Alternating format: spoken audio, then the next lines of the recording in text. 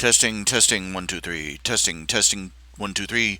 Testing, 1, 2. Hey there, hi there, ho there. This is RHJunior, RHJunior Reality Check Live, coming to you live over the internet through a system of tubes known as the boob tube, known as YouTube. Bringing you another broadcast of my irregular, dyspeptic, dialectic, known as the one, the only, Spleen Squeezins.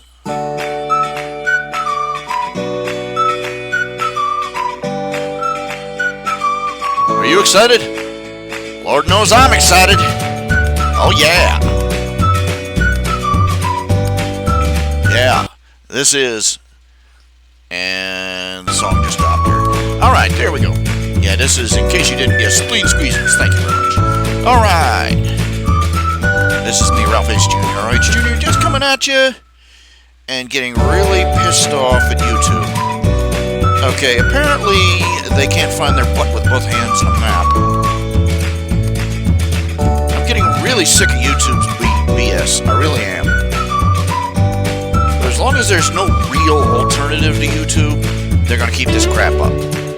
But let's talk about it. YouTube. I just got hit up with like half a dozen automated copyright. They're not even doing it by hand anymore. These companies out there... for those of you who aren't in the know about how YouTube runs, they have a system whereby you can accuse somebody of violating your copyrights, you know, using your artwork or your music or anything else without your permission. And of course, the burden is on the accused to prove otherwise. Rather, you know, the onus is on the accused. And if you don't prove, if you don't go to the effort of, no, I did not violate this copyright, and here, let me fill out this form and repeat myself over and over and over again. No, I am not violating this copyright. Their system docks you. You see, you're supposed to have a system where people who provide content. You provide content, YouTube puts ads on your content. Oh, you see this here? You see this here? Right. For some bunch of man whores is putting ads on everything. Interrupting the broadcast, interrupting the live stream, so that, you have to run their ad.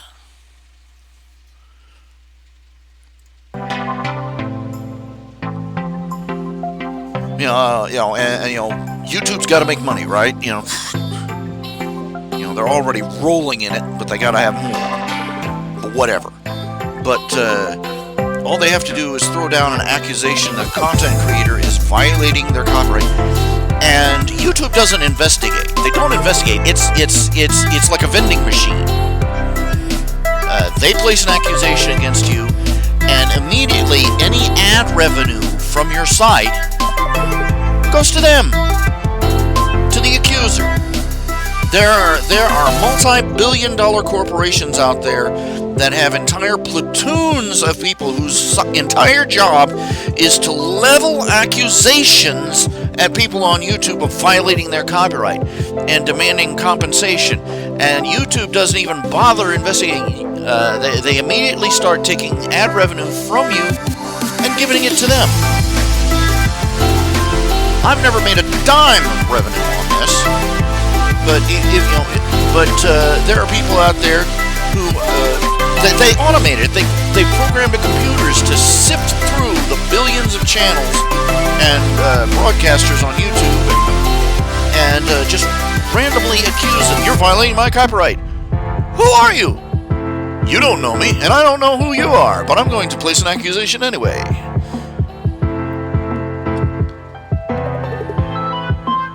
There you are. You're left stuck. So so the people who are providing content have to go through, jump through hoops. Unless they want to, they can sit back and wait for YouTube to verify one way or another. But then they've lost several days, depending on the broadcast, they lost several days of ad revenue to these pirates. And it's not scammers out there that are, not some lone sleazebagano sitting in his trailer at home, smoking 5 packs a day and making his living falsely accusing people on YouTube. It's these mega media moguls, the ones who literally already own everything. They've got all the real money, and now they're going after imaginary money that doesn't even exist yet. It's never enough for these man whores.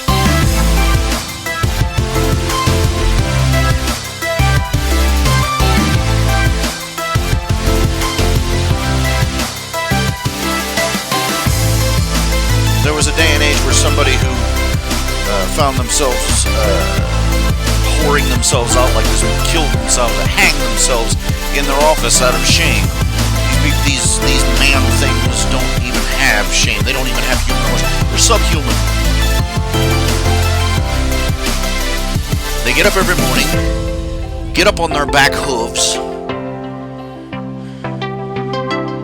tie their Windsor knots around their piggy little necks, and go out and see how many totally random, anonymous, poverty-stricken people they can screw out of a few more pennies. And people like YouTube are out there greasing the tracks for them.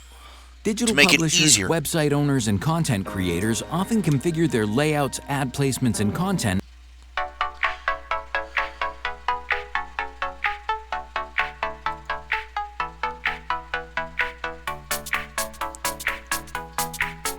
I'm going to have to babysit this music stream.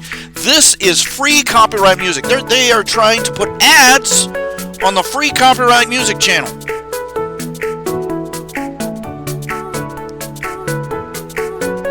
Here, let me make something clear to you, YouTube.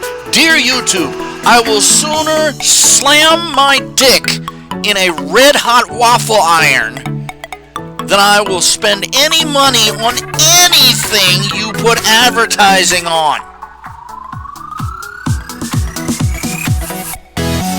In fact, I will go out of my way to avoid any product you advertise on my broadcasts or channels or on anything that I'm trying to watch. And I will advise my friends and family, this product is crap. Don't buy it, and don't click on it.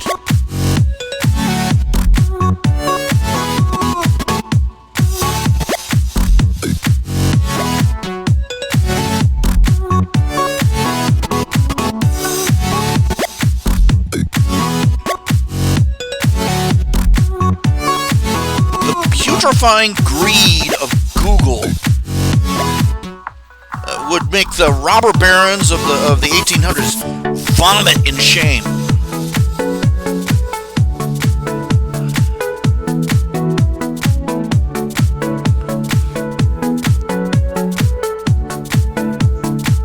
As horrible as those robber barons were, they actually gave food, clothing, and shelter to their inscripted workers.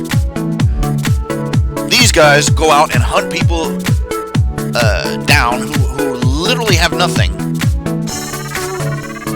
You know, they literally want money for nothing. These corporations, they want to be paid, as the saying goes, they want to be paid for the smell of fish. You know the story.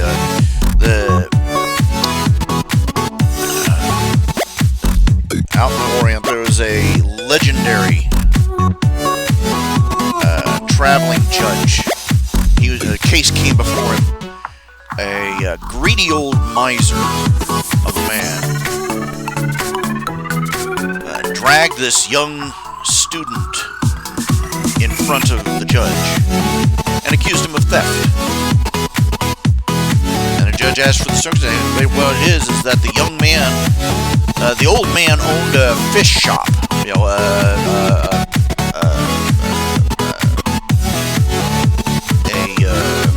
basically a restaurant, and a little walk-up restaurant, and the young man rented the room above fish shop.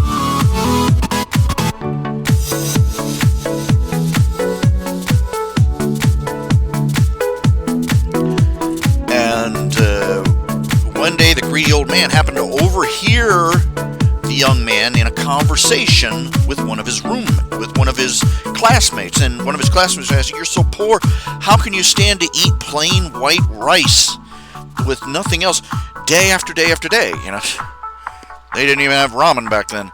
But but he asked, you know, and the young man said, "Well, I live above the fish shop, and the smell of the fish cooking wafts up through the floorboards.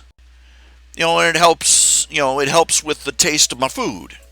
You know, makes my rice, you know, taste a little bit better. Makes, you know how it is. If you smell something while you're eating it, it tastes better." But the greedy old man heard this and got enraged. He dragged the young man in front of the judge. And you could almost see the judge. I could almost see the judge giving this greedy old man, you know, the look. Like, really? He doesn't say anything. He looks over at the young man and says, "Do you have any money?" And the young man says, "Yes, a couple of coins, just a few." And he said, and the judge says, "Here, give me."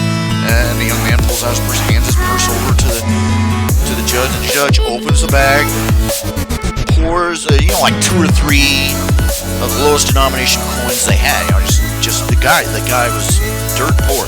Had a couple of coppers. He pours the coppers into his hand, and then he says he looks at the old man and says, "Listen closely." And he pours the coins from one hand to the other, jingling them back and forth. And then he puts them back in the bag and hands them back to the young man.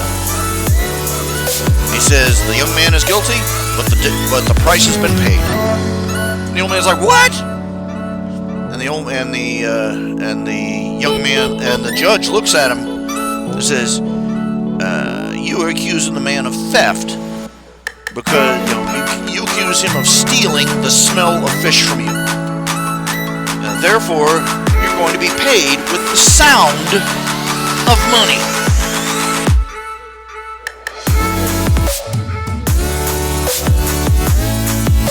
Where is that clarity now? Where is that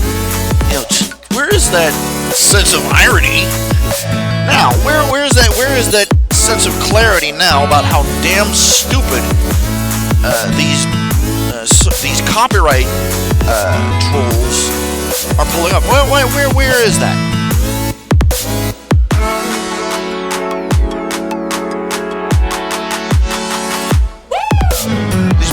These corporations are running around claiming thin air and vapor and imaginary wealth, and demanding they be paid with real money for it. They claim ownership over an idea and expect to be paid in real gold. And nobody is calling them on it. Nobody is stopping them. There is no Supreme Court judge standing up and saying, "You are full of shit, and we've had enough of you. Jingle, jingle, get the frick out of my courthouse."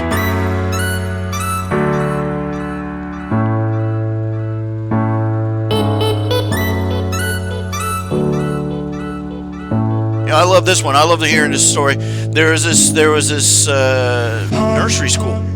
A nursery, They painted all sorts of Disney characters on the walls of the school, and in no time at all, surprise, "Who's the leader of the club is made for you and me." The Mickey Mouse Gestapo came parachuting in out of the sky and handed them a cease and desist order. A daycare center. It wasn't like they were charging fees for people to come in and look at the no.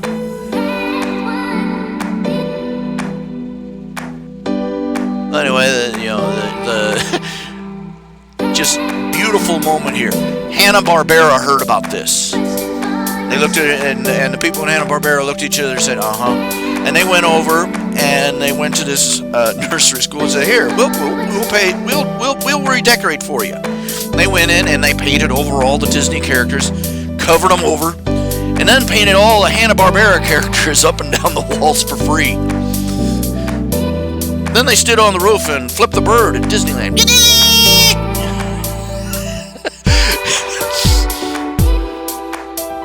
Eat it, Mickey!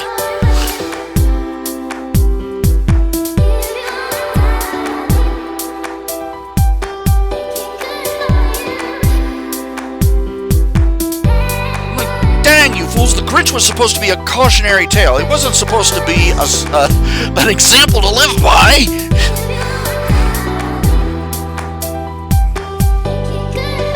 Just how stingy and miserly and selfish and greedy, and just how small and puny of a soul do you have to be like that? Really?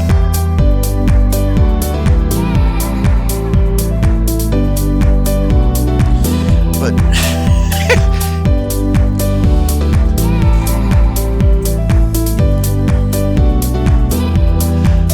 oh man. Anyway, I'm just sick of this. I'm sick of Google's crap. I'm old enough to remember when their slogan, when their company motto included the words "Don't be evil."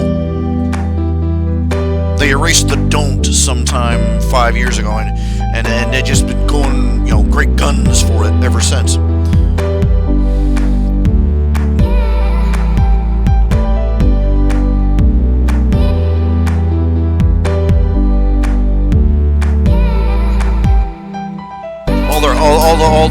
All the cartoon villains are standing over in the corner taking notes as Google goes to work.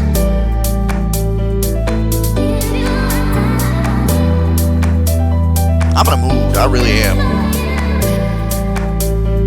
I'm feeling a little better. I have been shut down. I haven't been able to do anything. Finally, this is for medicinal purposes. I'm not kidding you. This is for medicinal purposes. I bought myself I ordered Amazon.com. Went on Amazon and ordered myself a big old 24 case of Monster energy drink. I think I'm going to make that. I'm wondering if I can count this as a business expense. Because I've had 2 cans in the past 24 hours. And this is the most energetic I have felt in weeks. I have felt like the living dead. I felt like the Walking Dead earlier today. 1 can is just 2 cans. All the stimulants and the caffeine, the taurine, and the I don't know, gasoline, whatever they put in there. And all those B vitamins. So if I'm going to take a vitamin, put it in big old can of tasty energy drink. That's the way to do it, I suppose. But the caffeine for short term, the vitamins for long term. But I'm regarding this as a medical, almost medical necessity, just to keep my energy up, just to keep my motor running.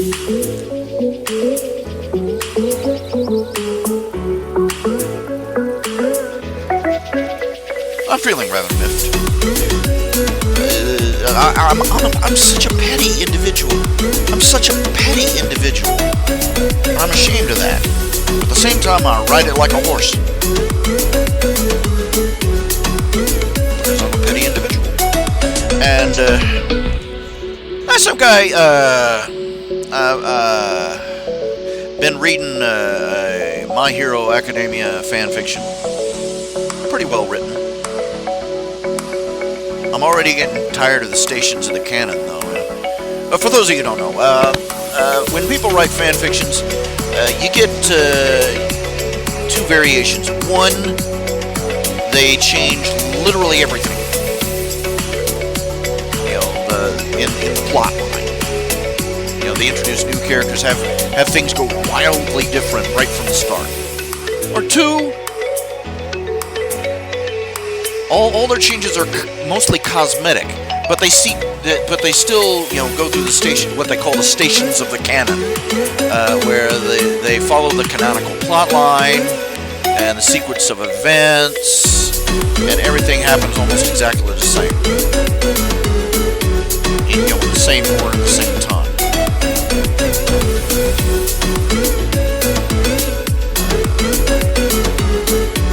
I suppose there's some middle ground there somewhere, but those would be the two big divergent versions. But anyway, I'm reading a story, and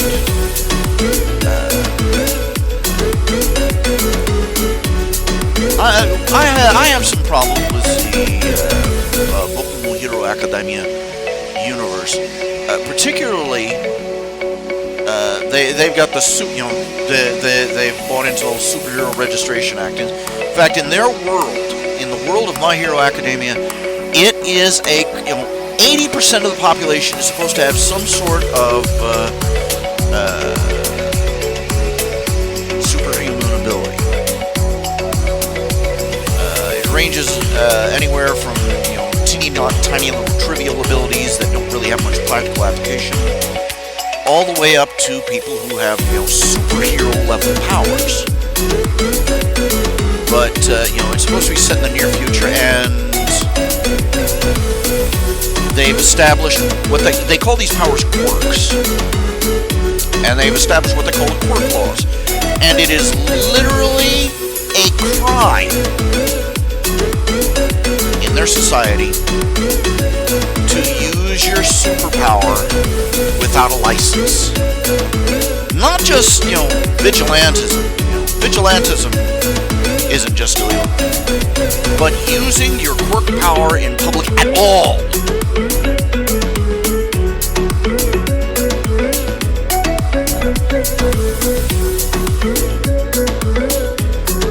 And it's really depressing the number of people go, oh, well, this makes perfect sense.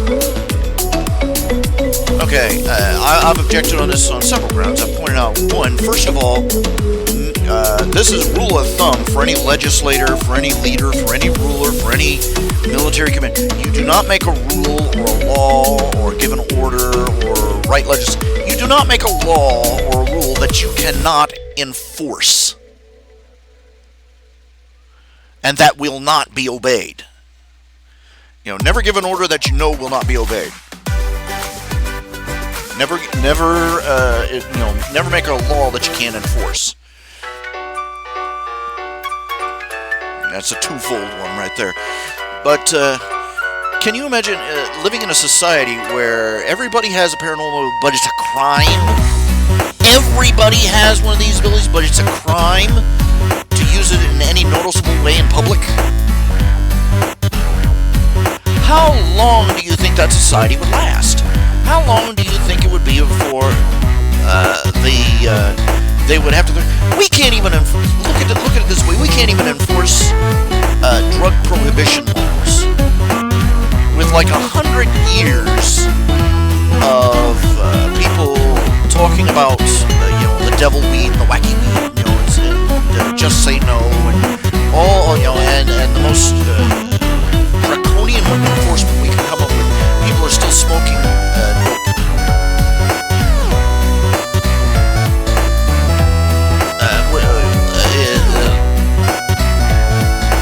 And can you imagine a society trying to enforce a law that basically makes it a crime to exercise your own bodily functions? It's preposterous. What's worse is that this boils down to a law that prohibits self-defense. It's Japanese, so you expect them to be stupid about that sort of thing. But it literally becomes a crime to defend yourself without a government license and literal years of government training. Highly restrictive government training, by the way. To even use your natural abilities to defend your own life. That's bucking nuts, knucking fudge. It's completely crazy.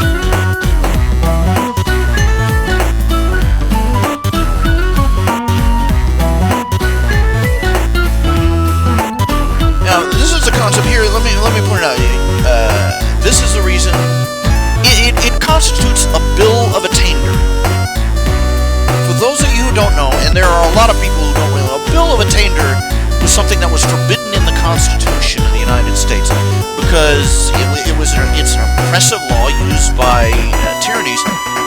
Basically, it boils down to having to buy a license to exist. It basically makes it a crime to be a certain sort of person. There were countries where you had to pay to have a license to be a Jew, for example. If you were a Jew, you had to pay a regular fee or license, a licensing fee, just to exist, just because you existed, because it was a crime to be a Jew. And you had other versions, crime to be a certain skin color, crime to be from a certain race or religion, and so on and so forth. It constituted a bill of attainder. This system that they've gotten these in My Hero Academia, it basically makes it a crime to have a superpower that can be, if the law catches you having a superpower in a society where 80% of the population has some sort of superpower, then you've broken the law.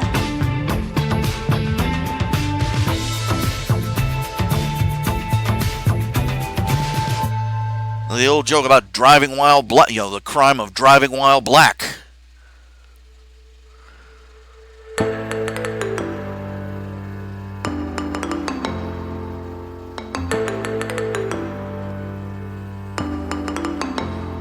Imagine if you had to pay an extra fee to have a driver's license if you were black, Same concept. Anyway, I pointed, I just happened to mention it. I pointed this out to the writer of one of the story I was reading.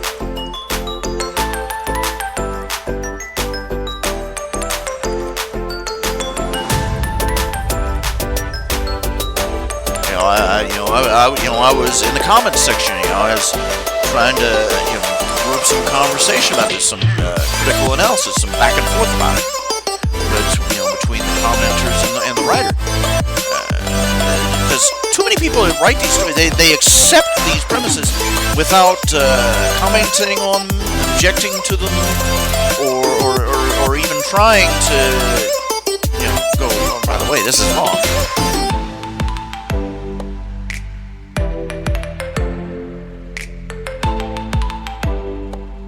Overtly or covertly. And anyway, I pointed out, I described, when I pointed out, that this was a bill of attainder, and the guy comes back, points out, oh, by the way, I'm a student of law in Washington D.C., so I pretty well know better than you what a bill of attainder. Oh, you're, kind of snotty, and I had to resist the urge to write back. Oh, you're a law student. Should I, in that case, I'll reduce my speaking level about 3 age groups so you can keep up. Don't tell me you're. Oh, I'm a student of law. Yeah, and I'm a Navy SEAL with 27 kills to my record. Get off my ass.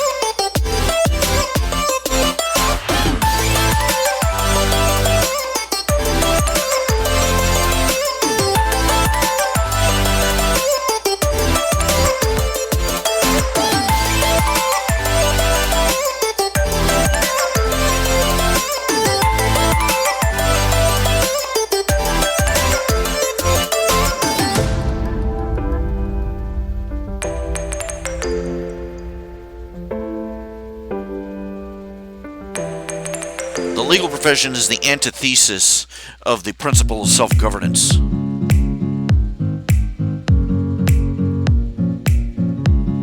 The founding concept of this country is that the average human being should be capable of governing their own lives. The lawyer is an example of people who write rules and make them so complicated that only they can understand them.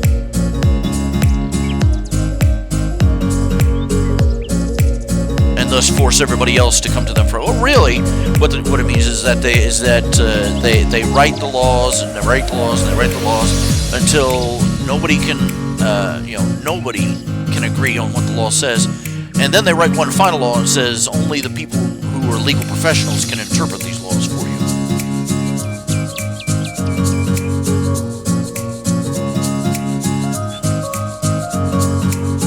What's black and brown and looks good on a lawyer? A Doberman. How many lawyers does it take to shingle a roof? 3 if you slice them thin enough. What's transparent and lies in the gutter? A lawyer with the crap kicked out of him.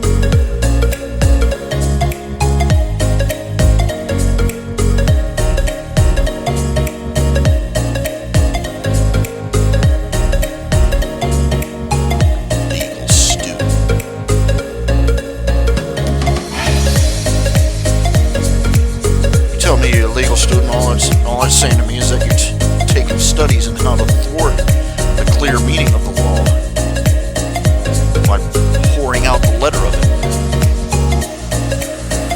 You don't have my respect, and I sure as frack don't think you're any more intelligent than me. You know what they call? What do you call a lawyer who failed the bar test 3 times in a row? Your Honor. Get out of my face.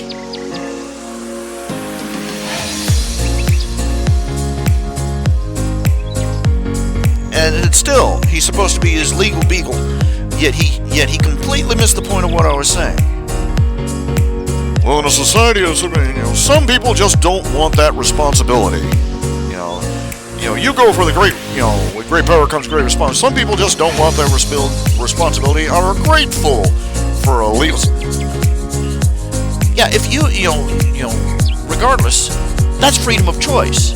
If you have great power and you decide you don't want the responsibility, that's your choice. If you want to stand back and let the proper authorities take your choice. My issue is that when you use your fear as a justification for taking away the right to act from other people. You don't want to carry a gun? Great! Don't carry one. You don't want to exercise the responsibility of being a law-abiding citizen with a firearm. You don't want that that burden. Fine, don't carry a gun. My issue is when you want to take that right away from other people. And that's what the My Hero Academia system, the world setting is.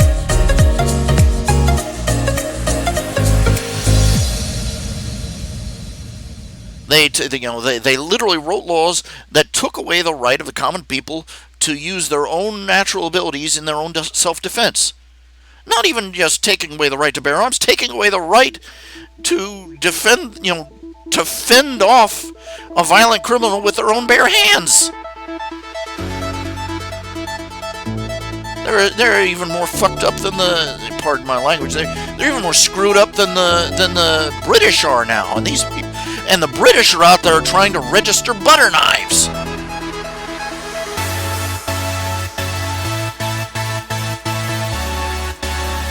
I say, jolly good shit. That was jolly rude. Suck off, Limey. Pardon my language. I'm cranked. I've just about reached a point in life where I just don't care anymore. I regret it later. I'll regret everything. I'll regret every rude word I've ever, rude and forbidden words. One day I'll wake up and my mom will be standing there. Did you actually say that on the internet? But I regret the words I use, but I do not regret the meaning that they conveyed. All right.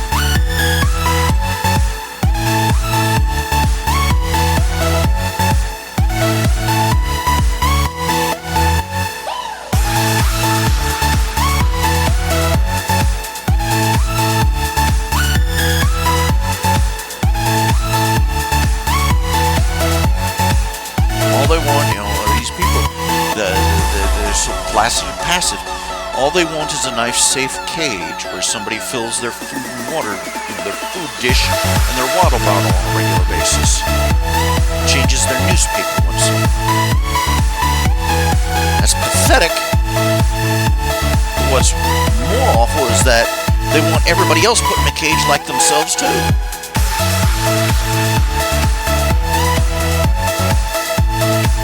Because they know that they'll never be content as long as they can look out through the bars of their cage and see other free people walking around. They want to, they don't just want to demean themselves or reduce their own, their own responsibility. They want everybody else to be dragged down with them.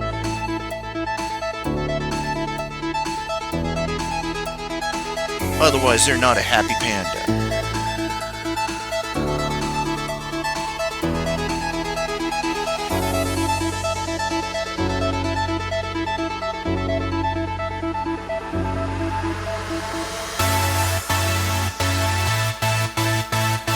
All this guy could talk about is, ordinary people don't want that responsibility. Self-reliance, you mean? I'm praying to God this guy flunks the bar, because I don't want him anywhere. I want this guy to flunk his course, because I do not want him anywhere near the halls of power. I don't want anywhere near where they legislate, and I sure as heck don't want him anywhere where they interpret law. We've got enough dummies like him already. I'm being mean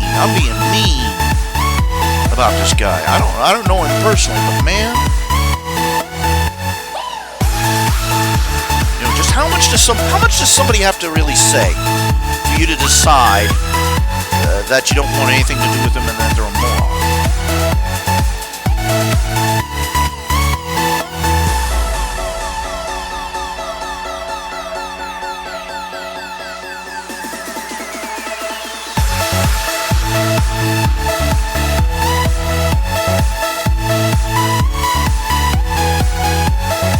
Oh, but he's a really nice guy. He believes in disarming of the populace. I don't want anything to do with him.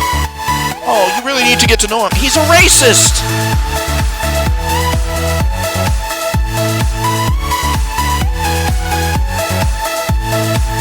It's interesting. I read a thing that made an interesting point about the idea of gun banning. Banning the right to bear arms and to self-defense. He made a point. This guy, he made a point that with YouTube Music Premium, you can explore the world of music without interruption. Gun control is the most white privilege idea ever. It's thinking that is so ivory tower you can't look, ivory tower you can't even look at it directly in open sunlight, as he put it.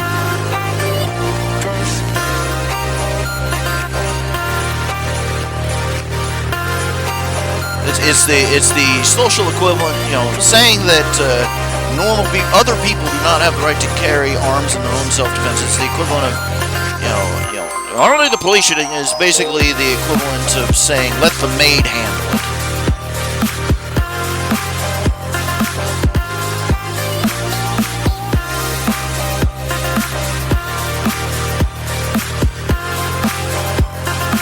Because real average people don't have the luxury of living in gated communities or having, armed security guards on their property or driving them around in a limousine.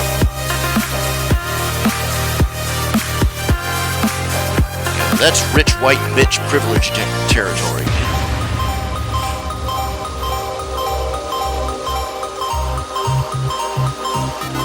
I don't want to be responsible for myself, my own safety and well-being, or the safety of my neighbors. Let the butler and the maid take care of it. Let the hired help do it.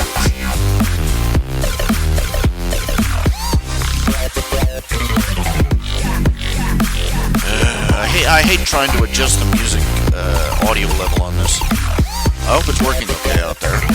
Hope you can hear it okay.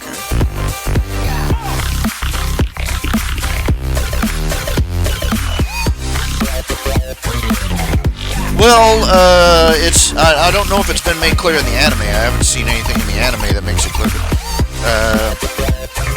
But the general consensus I've seen in the favors is that the quirk laws are pretty much varied, but there's there's some variants of them worldwide.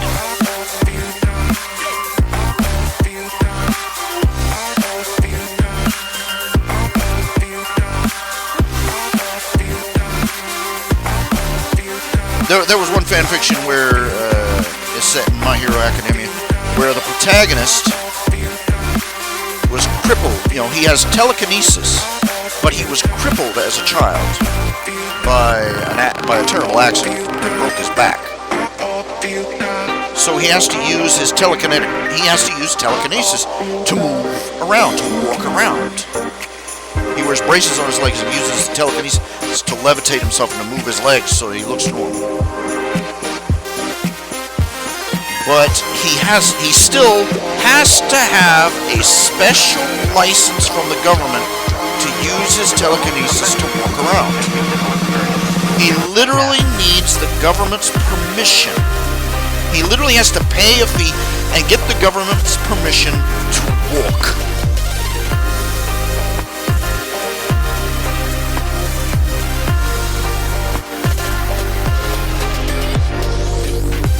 And nobody in the story sees anything wrong with this.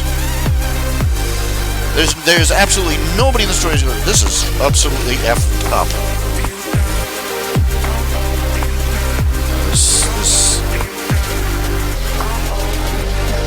This bureaucratic control freak nonsense is officially gone too far. Nobody says that.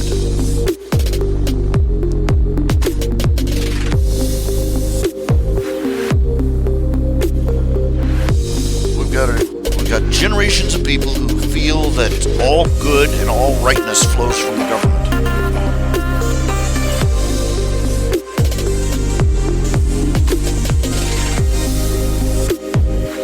What a messed up world.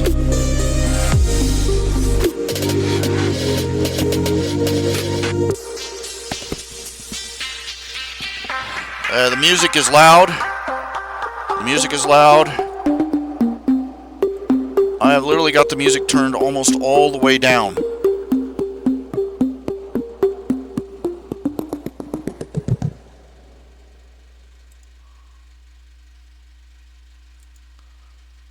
Good grief.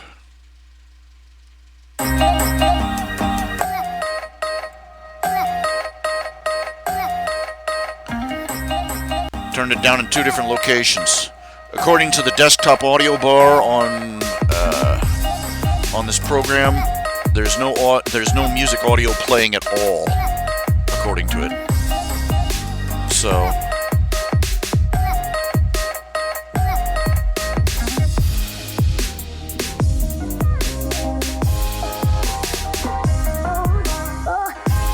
it's worth noting that canonically, the main, the big superhero that's supposed to be the lead character's mentor, he's Japanese, but he pretends that he came from America. And all his super moves are like Detroit smash, United States smash, referencing different cities. Don't ask me why.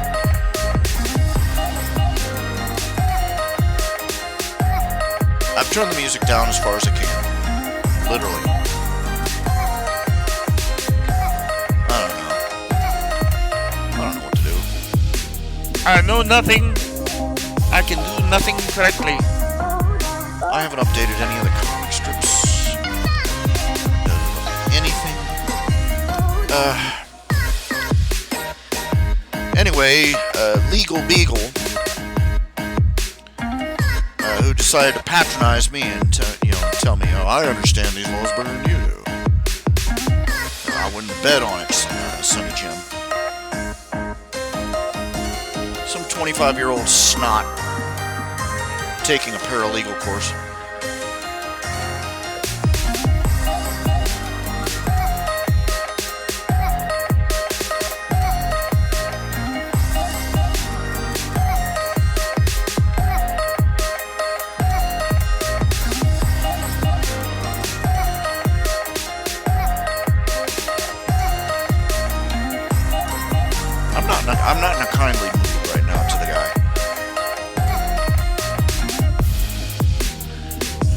And then out of the blue, we're not even, you just.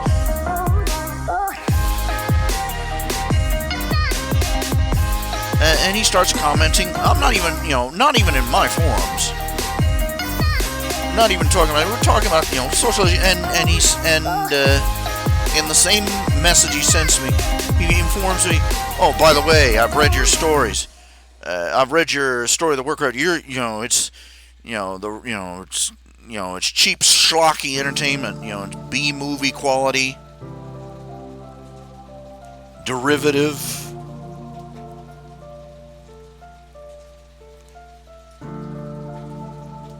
And man, you're right. Your entertainment, man, your writing could use some work.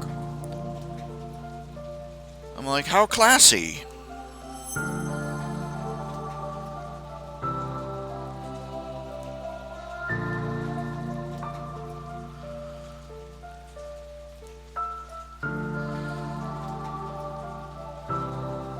That unsurprisingly, that flew up my nose too.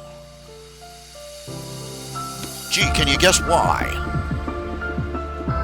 Can you guess why I was a little irritated at it? I wrote back, you say my writing needs work. No, really? Say it ain't so. I'm writing a fan fiction, you jerk. It's a fan fiction crossover between World of Warcraft and an online superhero story that's so grimdark it shits bats. It's a parody work too, so we're not exactly talking the world, the next great American novel here. And coincidentally, dude, you are writing a self-insert fanfic. This is a guy, okay? Keep this in mind. This is a guy. I point out you're writing a self-insert fan fiction,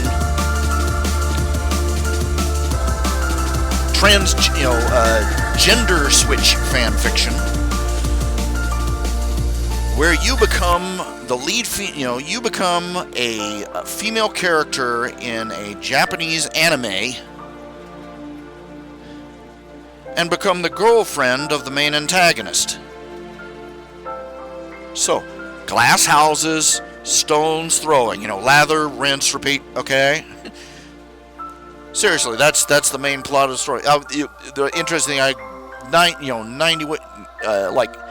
3/4 of the way through what he already has, 75 chapters, I get in and it's not till like chapter 50 that he reveals that the protagonist was actually a 25-year-old man in her previous life. And then I looked up what, and I went and looked up the tags, and there, in the midst of a few thousand story tags, was gender flip, and I'm like, gender flip and self-insert, and I'm okay.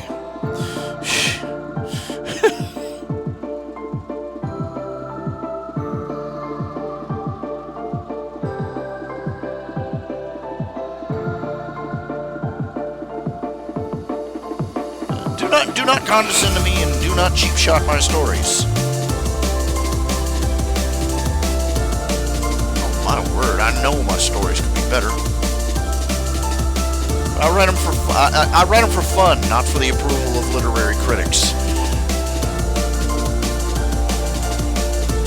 Which is probably why so many people read them. Because I'm not writing for a literary critic.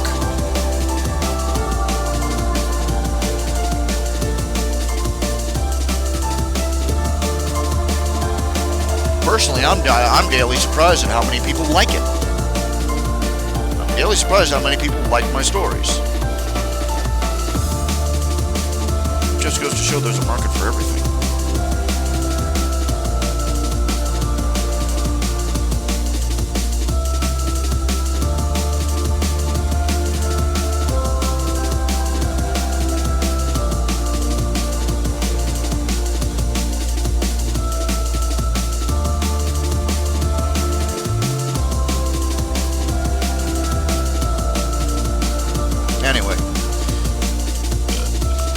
mean, you want to see a brutal takedown. You know, a really vicious literary critique. Go look this up. The Last of the Mohicans. You know, raise your hands if this was, you know, put on a list of all-time great American classic stories. And at some point you were expected to possibly read this thing for an English class, right? Or a literature class. The Last of the Mohicans.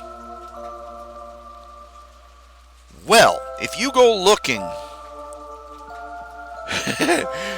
back about the time it was printed, a copy of it fell into the hands of one Samuel Clemens, aka Mark Twain. And he eviscerated it. He absolutely eviscerated it. Want to keep playing music with your You know, screen even on? back then, the Start a critics YouTube were Music kissing Premium butt trial all over today. the Last of the Free Mohicans. for 30 days and just And remarking about how it was such an insight into the life of the frontiersman. And Mark Twain, much to the author's regret, Mark Twain actually had been a frontiersman. If you know anything about Samuel Clemens' life, Mark Twain, at different points in his life, he had been a riverboat captain, a riverboat pilot. He had fought in the Civil War, and he had been a frontiersman out in the big West Gold Rush.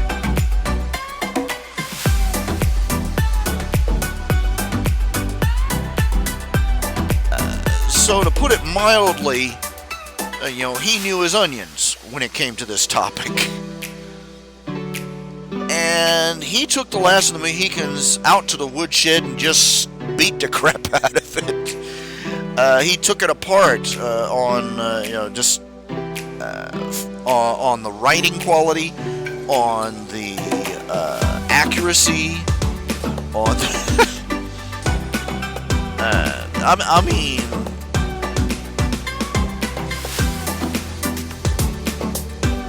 he pointed out things that most people wouldn't have noticed until somebody with an observant eye had pointed out. It's just one of those things, just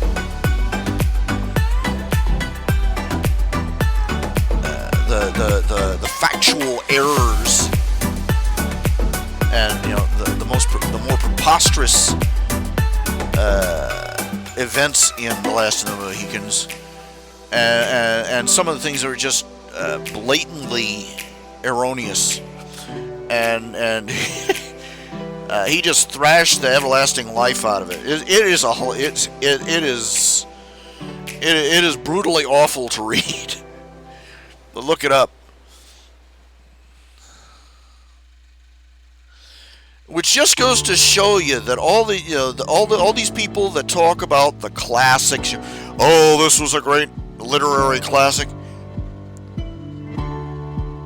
99 times out of 100, it was just ordinary schlock that was written for the audience at the time, and it was definitely not above criticism.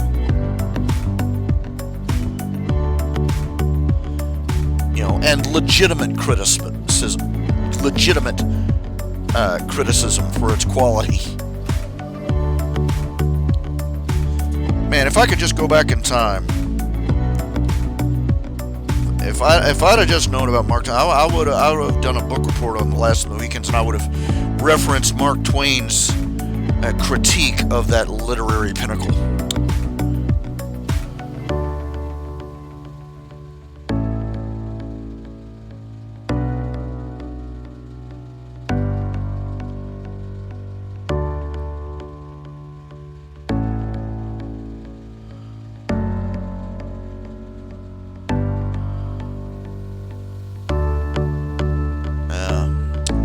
Let's see here. I've got to do. I thought I was finished with it, but apparently not. Got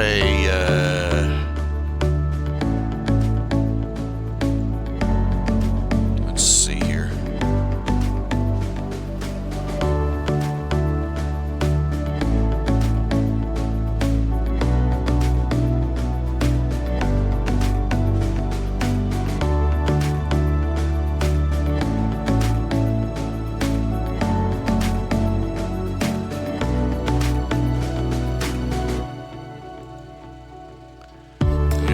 this one. This is a commission for Kruger, and apparently I didn't realize until I'd done it. You know, she's staring off into space apparently. Okay, so let's see if I can't fix it a little bit. Fix it up a little.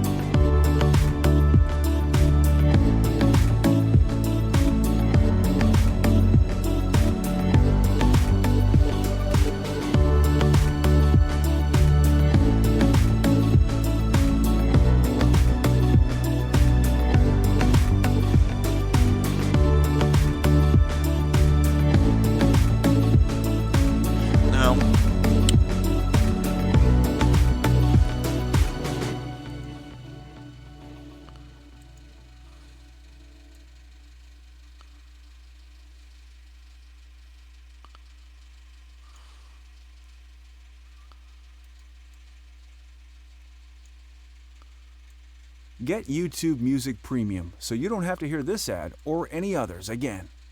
Free for 30 days and just $9.99 a month after. Okay, let me Cancel make it anytime. clear to Restrictions you, apply. YouTube, I will never buy any product or service you advertise on our channels, ever. And I will advise my readers, my viewers, my fans, my friends, my family to be the same way.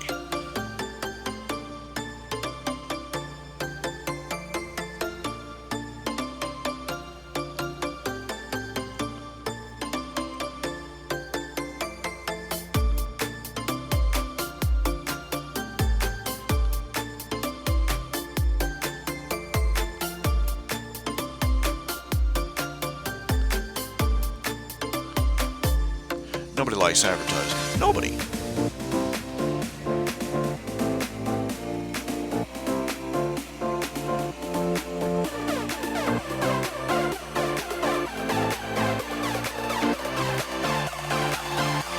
Oh, that's not bad.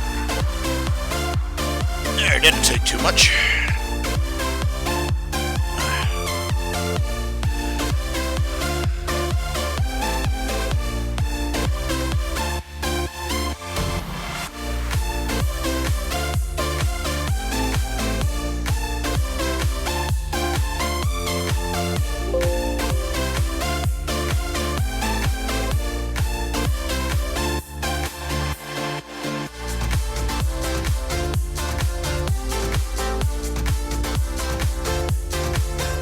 Hey, Lord, hey. Just touch this up. Here, let me show you. Just a little.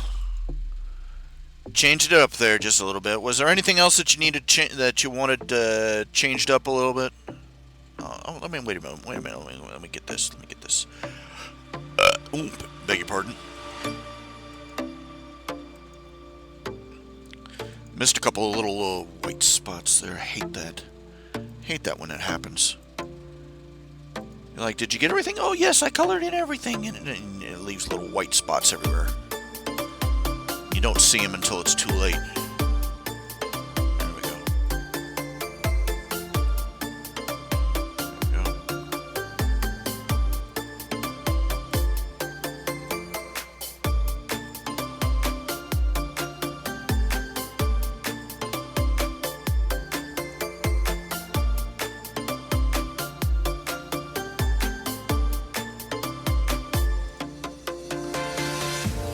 There we go. Okay, I'll send this to you.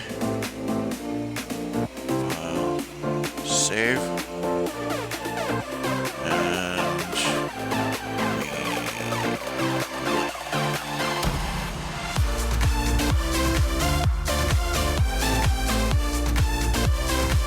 I won't deny it. I'm hypersensitive. Touchy.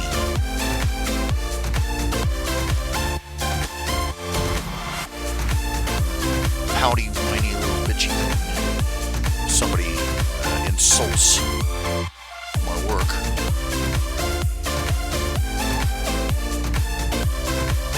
Very immature about it. Okay, what was it? Okay, Gmail. Ooh!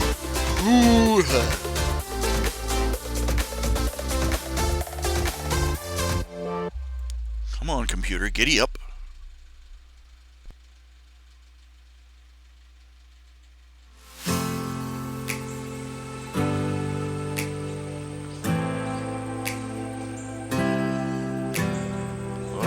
Okay, here we go. Come on. Come on, computer. Dang it.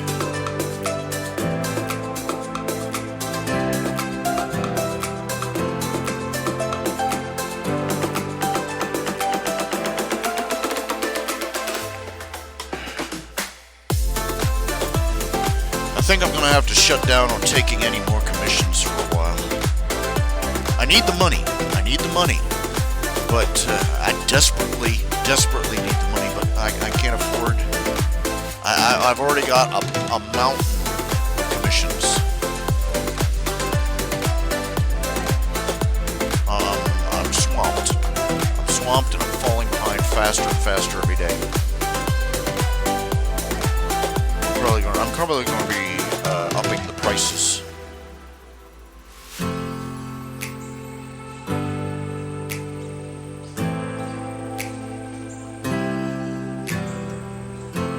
On any new commit. In fact, I think I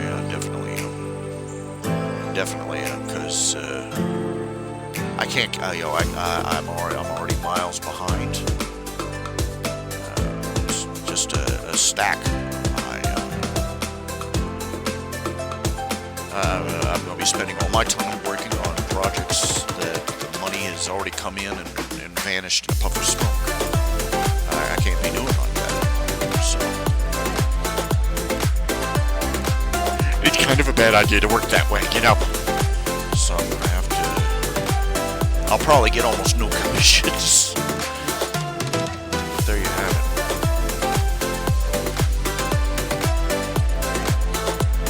It's either that or.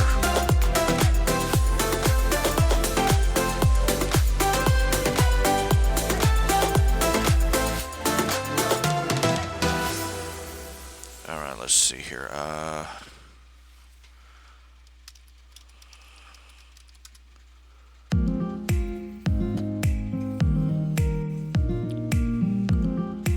Let's see here. Log in.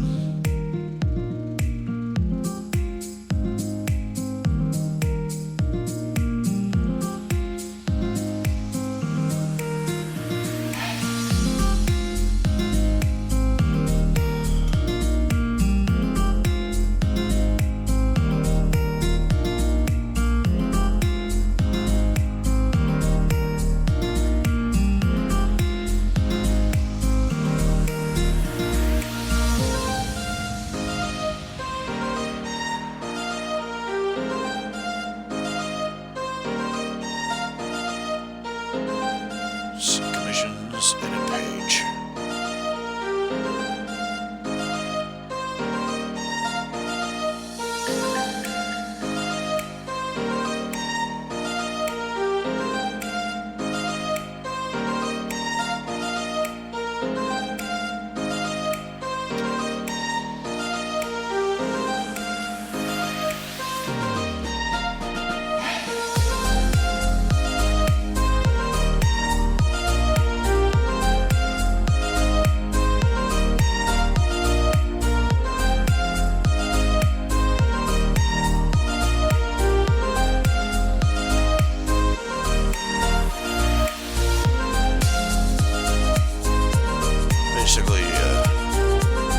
Basically doubling the cost of everything.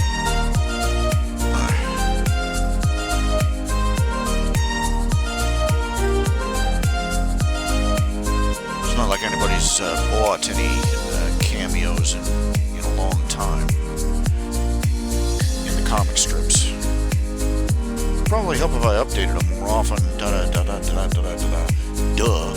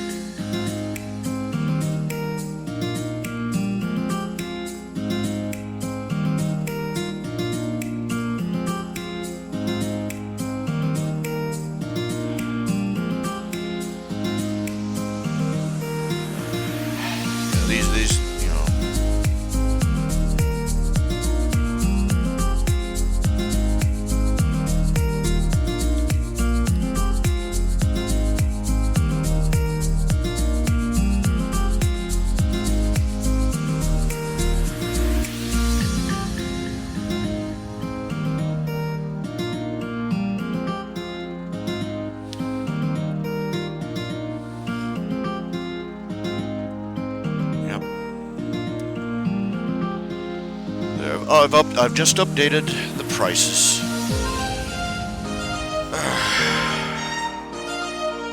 These prices would have been great. You know, the old prices would have been great. You know, let's see here. You go to www.rhjunior.com commissions.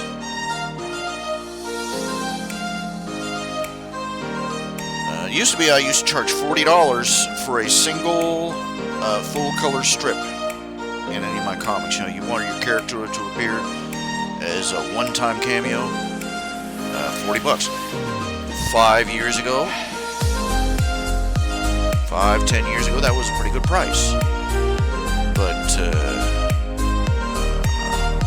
I've had to boot it up.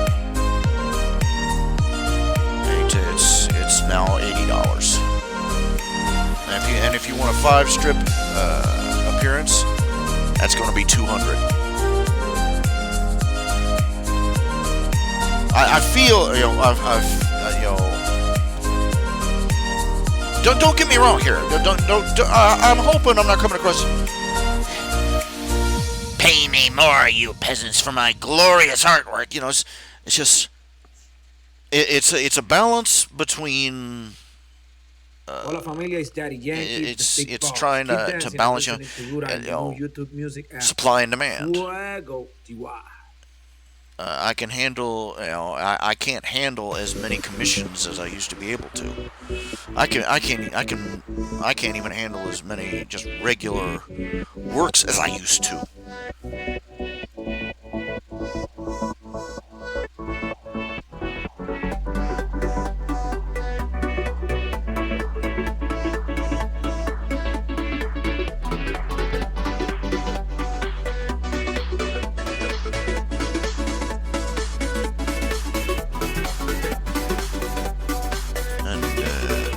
It's very difficult to adjust for inflation. I'm at that old fart stage.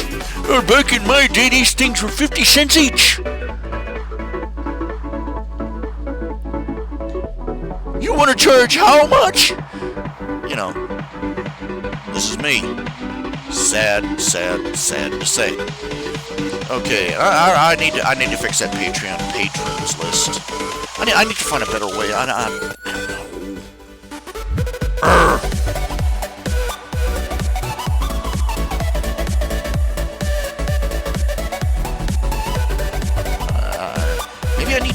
Maybe I need to put their icons up there. That would work better. I'll think about it. Anyway, one of the things I have on my page is that there's supposed to be a list of patrons and my Patreon patrons, and I formatted it incorrectly. It just has a list of names and they're all clutched together in a paragraph format. And it looks terrible. It really does. It really does. But I would like to say, I have just under 100 donors who pledge on Patreon. Basically, they keep the lights on and the internet running, and you know, they help prevent artist continuity failure. Keep me alive. And I want to, if you're one of my donors, if you make a pledge, or even if you just make a toss a penny in the hat, I want to take a minute and say thank you. You were all wonderful people, and I owe you so much. And I wish I could, I wish I could do more. And I'll keep kludging away, but between my health and between my age, my health. Well, let's be honest. When you talk about your age, you're talking about your health. So,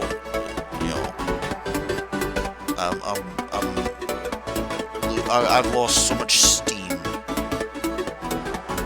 I grossly overestimated what I would be capable of on my own years ago. But I am. I come in here, I lie down, I sleep, I wake up. I wake up not because I'm well rested, but because my legs are hurting.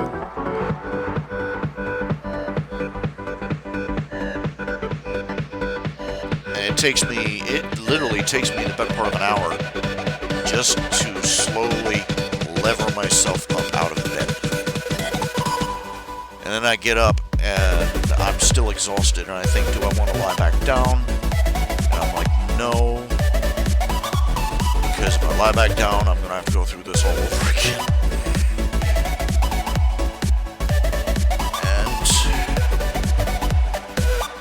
Then I get up and I come in here and I sit down and I go, okay, let's get the day started. Let's do something. And I'm out. This is when I'm getting the energy drinks.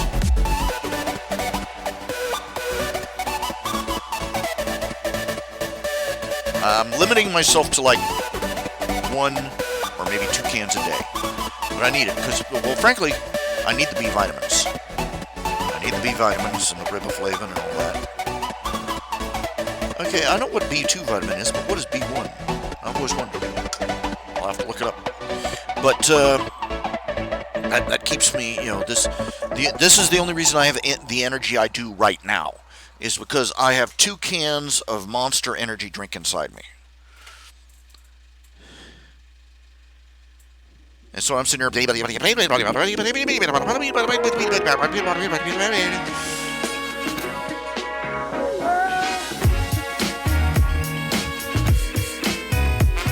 So I'm vibrating in place, but I'm not making much headway.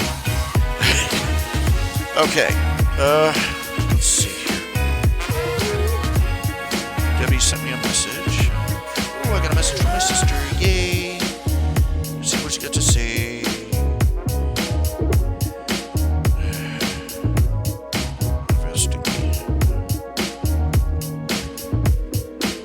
I didn't have anything to send my, you know, I called my dad early for his birthday.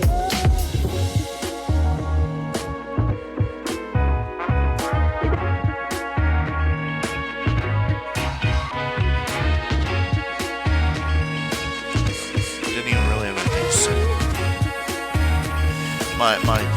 Okay.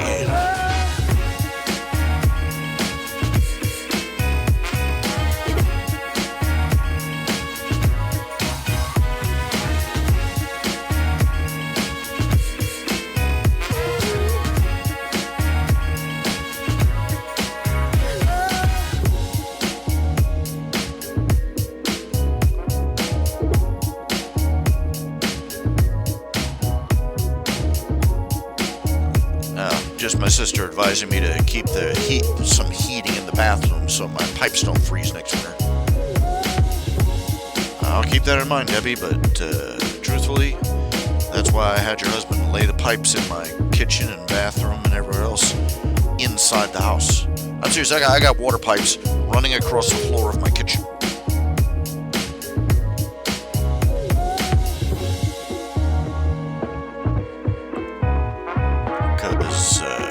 I had one really brutal winter where the pipes just exploded,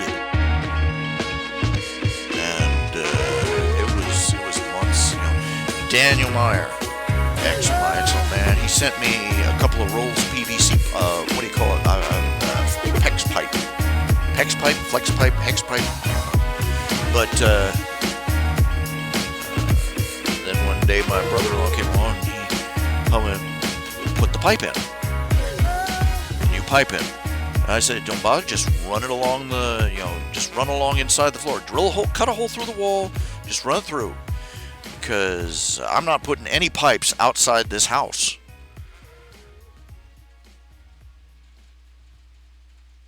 This is the most retarded thing I've ever seen in my life, is that, people running water pipes under the floor, outside the house. You got, it makes sense when you got like a basement, and you can keep some degree of warmth down there, at least above freezing. When you got a house, no basement, and just a space between it, the bottom floor and the ground, and they run the pipes through it, like in a trailer. Oh, don't worry, we'll pack insulation up around there. Yeah, great, that's great. If there's a heat source. With no heat source, all you're doing is making a thermos. Hot stays hot, cool stays cool. And the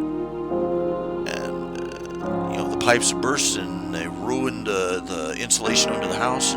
Oh Lord, it's a mess. It's a mess. I haven't looked under this house in, years now, literally, because I can't exactly go out there and crawl around on my knees to look up under the house, and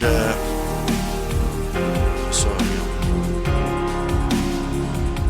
run the water pipes inside the house where it stays warm, where I can reach them to turn them off. If one of them, if something goes insane and bursts.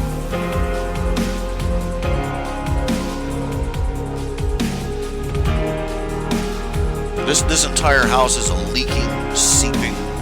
The roof leaks, the floor leaks, the windows leak, the doors leak.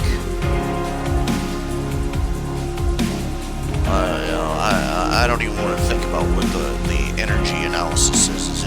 The electric company says your house is spending 3 times as much electricity as a normal house in your area. Yeah, I'll get right on that.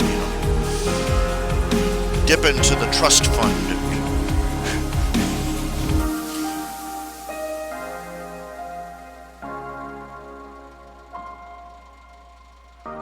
You know what I like? I like to build a greenhouse over this whole thing. Just get some sheet plastic and PVC. Just build a giant greenhouse over the entire thing.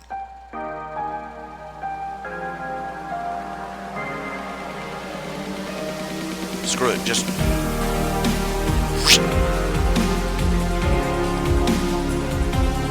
Why is your house vacuum sealed? Shut up.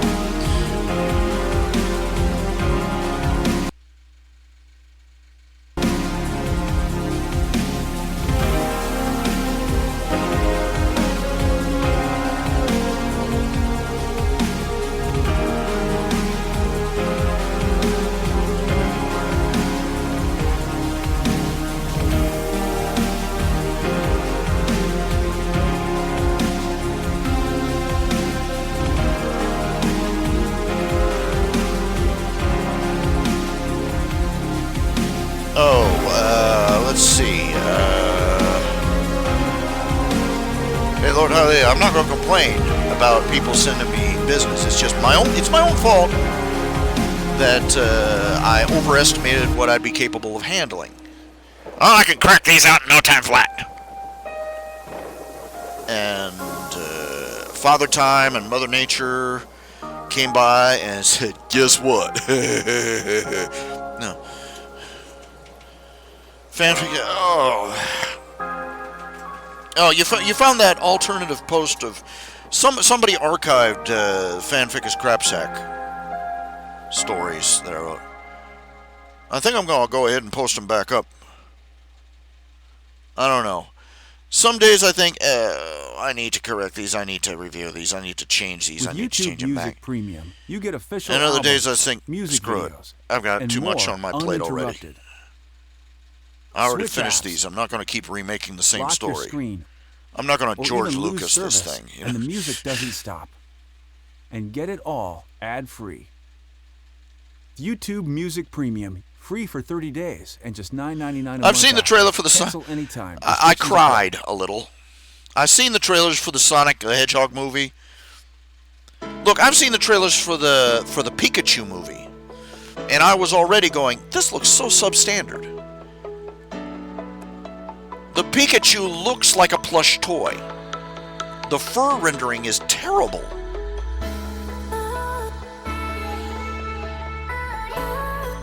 What were they thinking?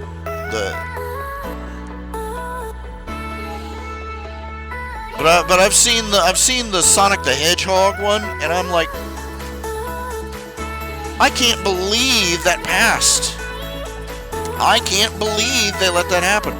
There are people out there that are got a conspiracy theory going that this was a fake trailer that Sega released, so that they could come back later with a real one. Oh, we listened to the fans and fixed it. See? Because seriously, it's that bad. The artwork is terrible. The Sonic the Hedgehog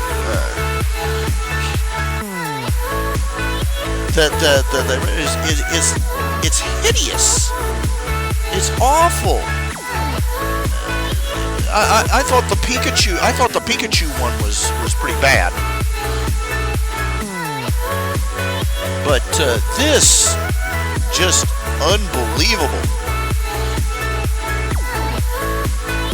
I'm like, what did they go to? The academy. Where did they go to? One of these art colleges. Find out where all the flunking students were. Crashing together in an apartment, and then went out back, found somebody living in a dumpster behind the building, and hired them to do the job. It's the absolute worst I've ever seen. The Sonic was just hideous. And why in God's name did they pick the actor they did for Dr. Robotnik?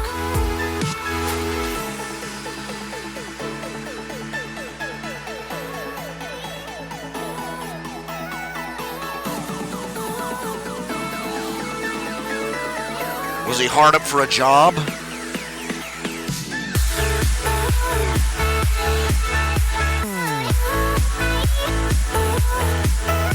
They're not going to be able to fix it.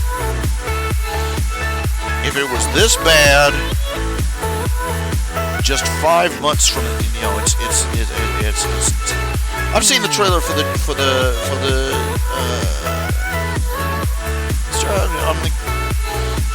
Just awful. I'm rendering incoherent by how awful it was.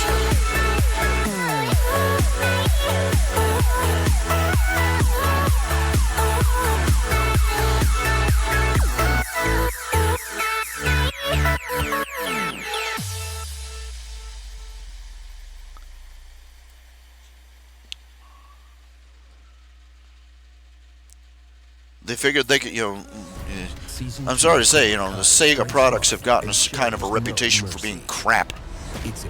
Most of these companies that, the game companies, they've reached a point where they think they can phone it in. Only on YouTube. Most of the things we see out there in the movies and such, these big franchises that used to be cultural touchstones for entire generations, they reach a point where they think they can phone it in and get away with it.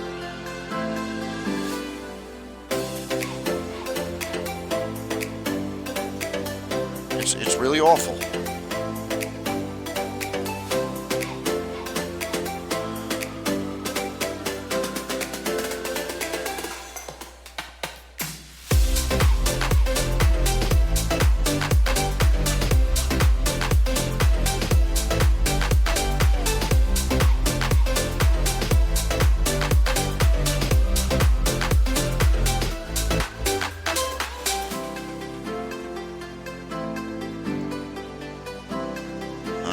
Try and start on a comic strip.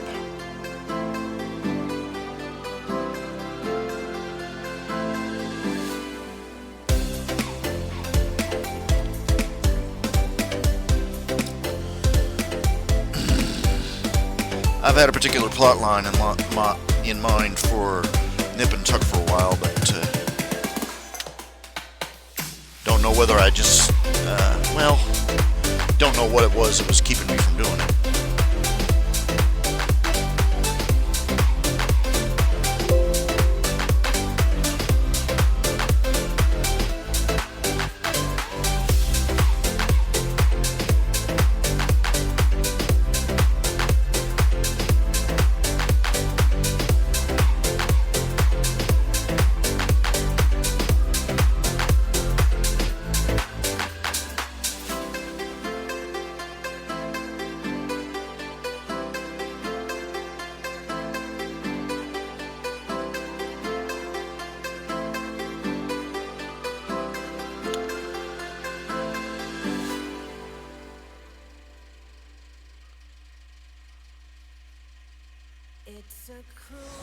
Season 2 of Cobra Kai strikes hard and shows no mercy.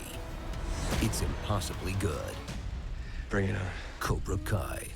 All episodes now streaming, only on YouTube. I'm running away from this pain. I'm trying to find a new way where the sun's shining down on my face. I'm running away. You're in a toxic relationship. Time to be free.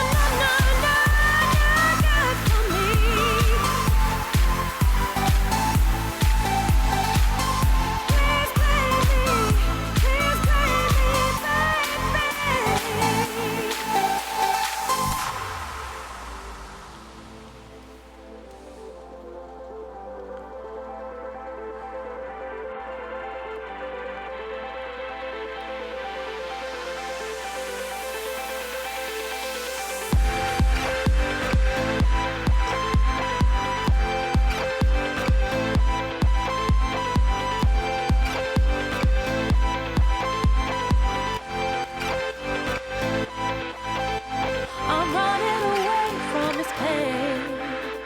I'm trying to find a new way where the sun's shining down on my face. I'm running away. You're in a toxic relationship. Time to A lot of people have been making comments about Zelda.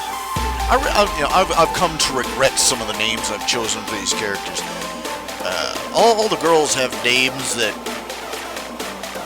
haven't been in vogue for like 100 years at least, 200 years. Hortense. Can you imagine naming a little girl Hortense? Zelda. Thelma. You know, it's just, I don't know what I was thinking. I was thinking they sounded redneck. That's what I was thinking. I was thinking they sounded hillbilly.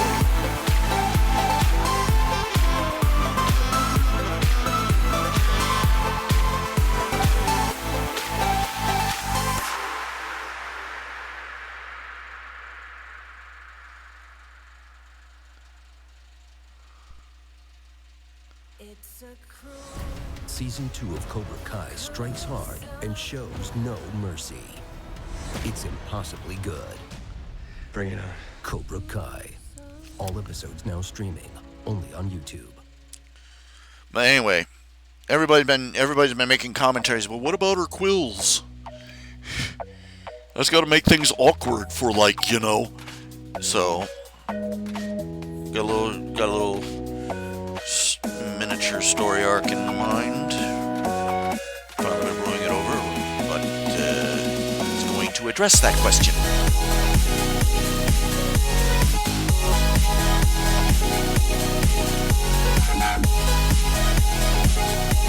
Largely because you're a bunch of morbid mothers, you know. But she'd stab him right in the... Stop.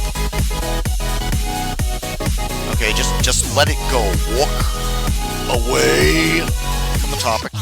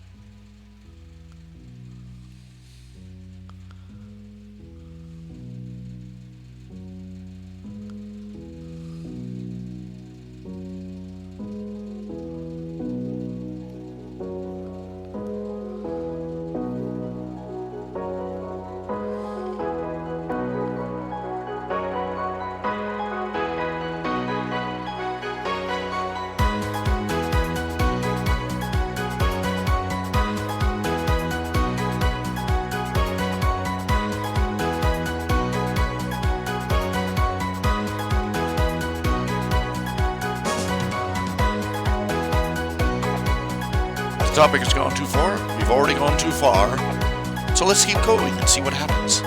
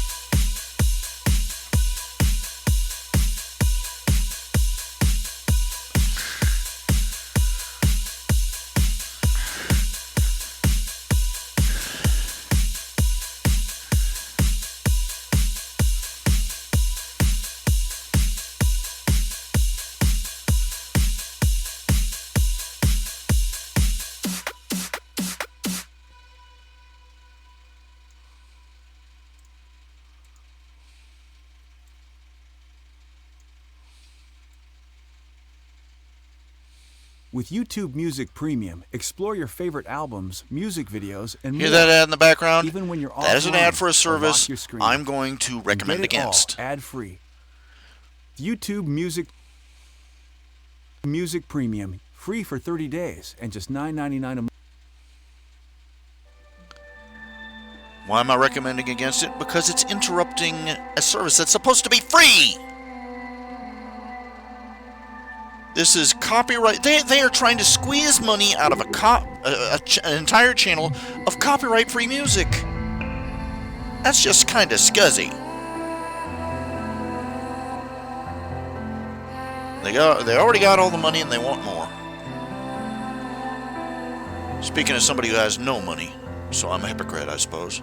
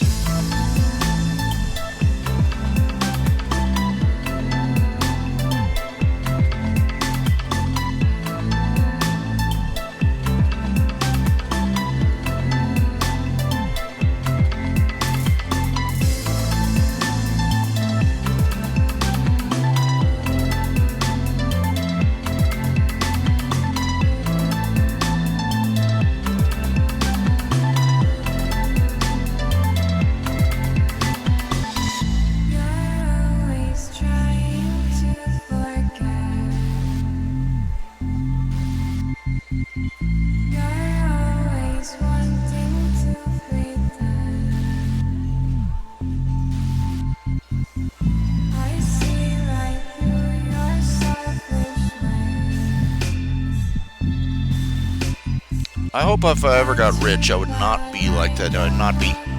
I really do. I hope that I would not be such a penny-pinching, greedy little grubber. That I'm out there, jerking people's change for pennies. When I've got more than I know what to do with it. Probably I would be. That's what I'm afraid of. It's probably why God doesn't trust me with more than what I have.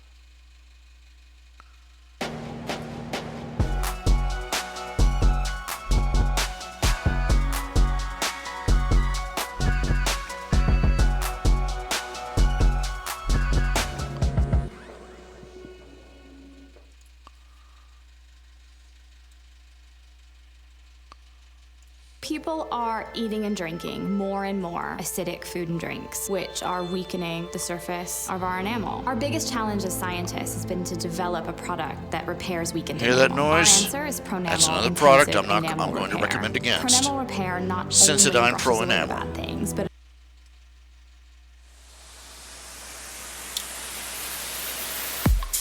It's a shit product, advertised by shitty people in the shittiest way possible.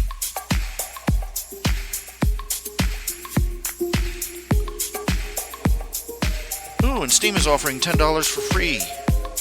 Check it out. No, don't. Greedy.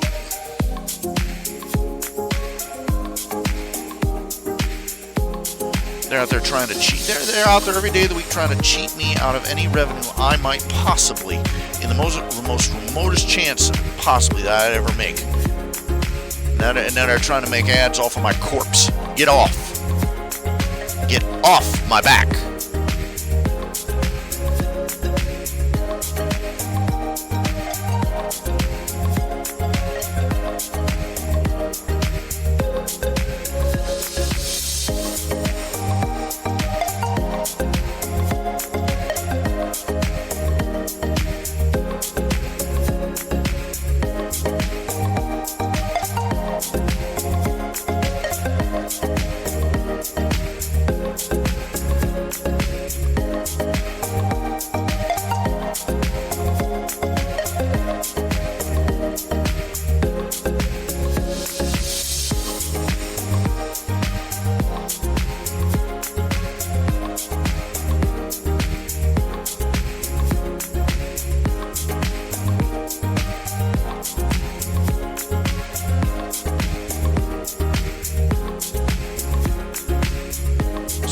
What happens when you don't pay attention to your proportions. Yeah, big old mutton head here. Shrink this down just a little bit.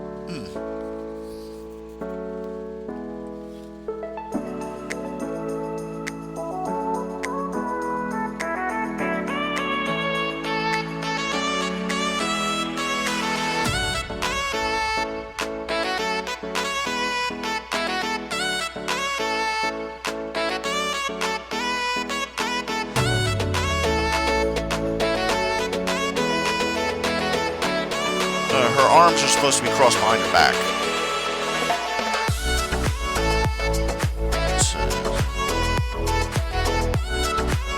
Let's see.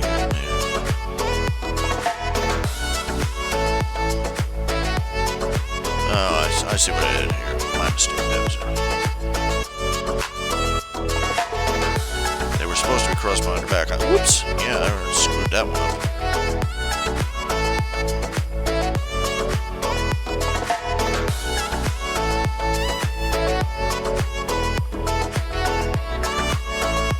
This feels cross their arms behind their back. Mandatory pose for anybody who doesn't want to dry thousands of teeny tiny hands.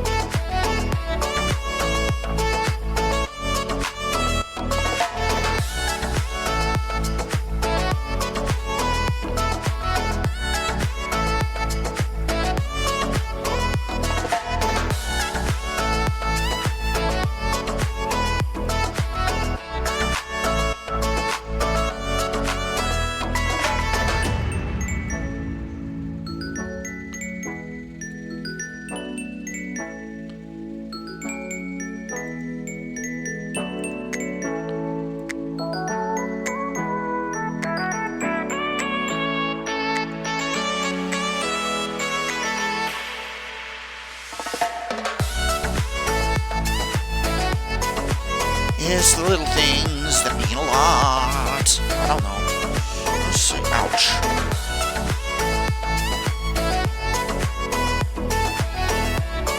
Sitting feels uncomfortable. Standing feels uncomfortable.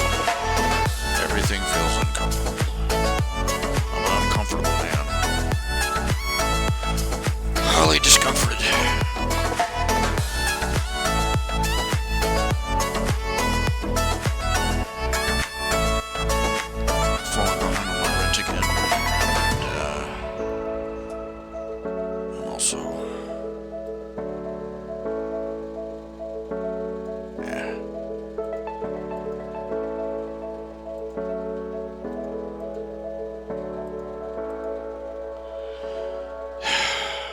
I'm not sure what I'm going to do.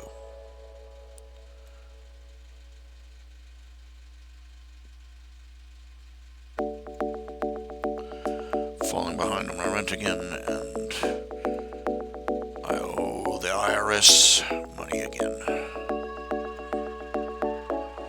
They haven't sent me the requisite you owe us money again bill, but it's a matter of time.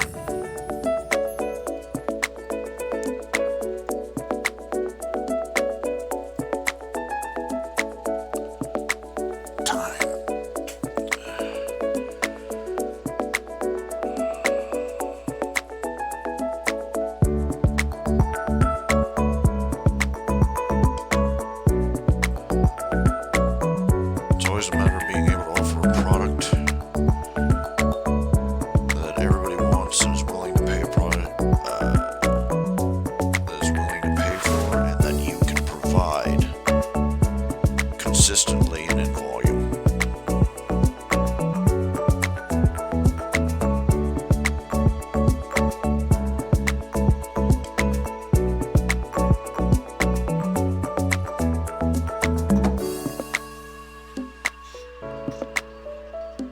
Try to move that mouth just a little bit. It bugs me how the bottom of her mouth is so close to the edge of her head.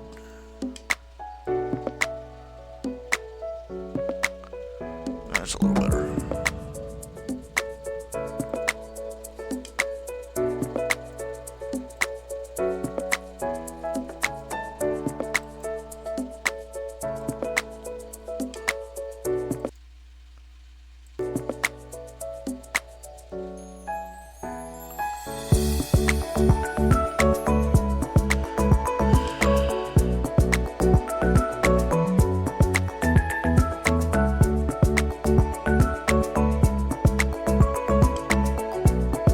wasn't Zelda. It wasn't Robin Williams that was playing Sonic the Hedgehog. What's his name? Jim Carrey. Of all the portrayals I've seen of Dr. Robotnik, Jim Carrey is just no.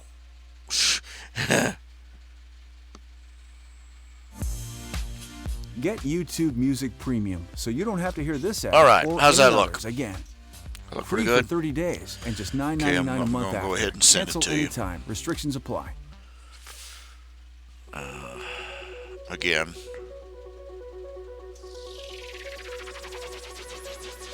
Oh, weird names. Oh, this is true.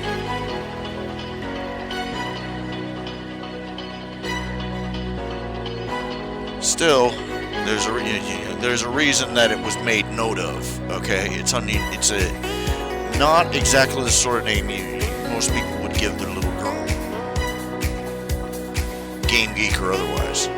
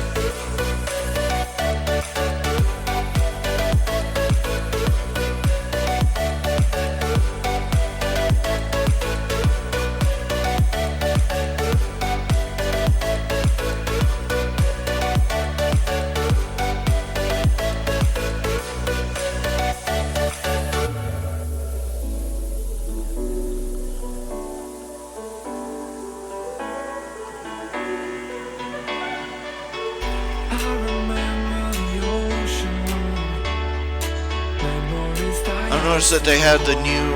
Pardon me. Pardon me for being so quiet for so long, but I noticed that they've got the latest Godzilla trailer out, and I've noticed that they switched the tone a little bit.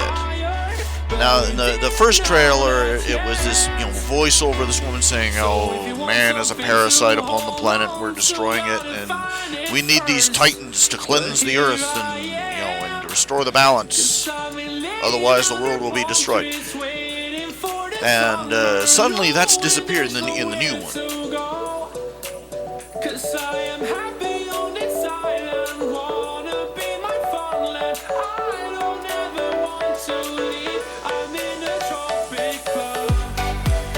Now it's all, now they're putting more emphasis in Godzilla's got to defeat the Alpha so that the other Titans, follow him instead, blah, blah, blah, blah, blah. And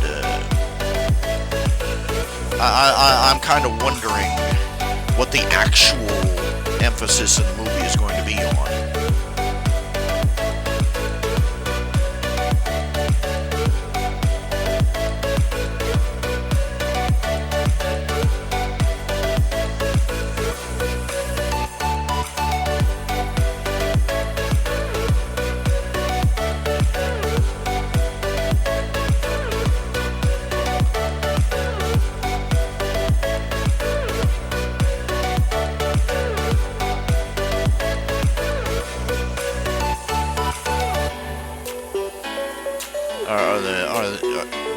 Was this which one of these two interpretations of the story is due to, shall we say, creative editing?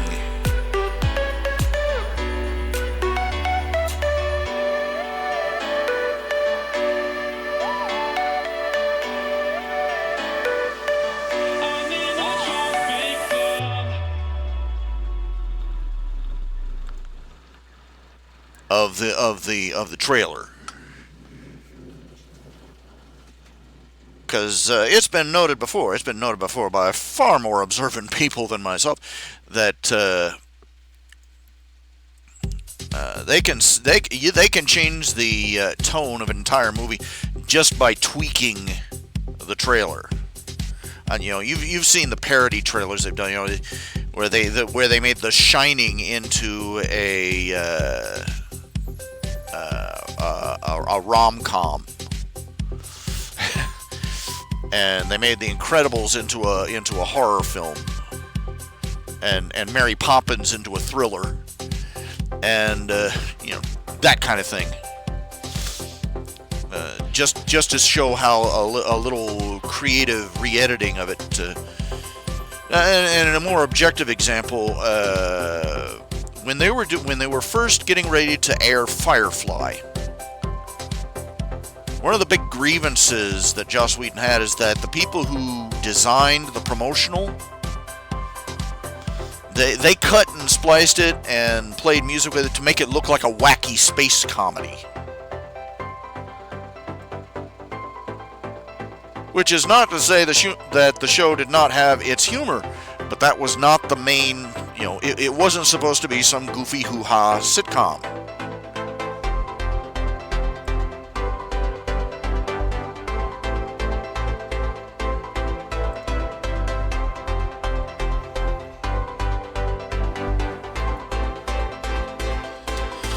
So I'm wondering what the actual Godzilla King of the Monsters movie is going to be like and what it's going to be about.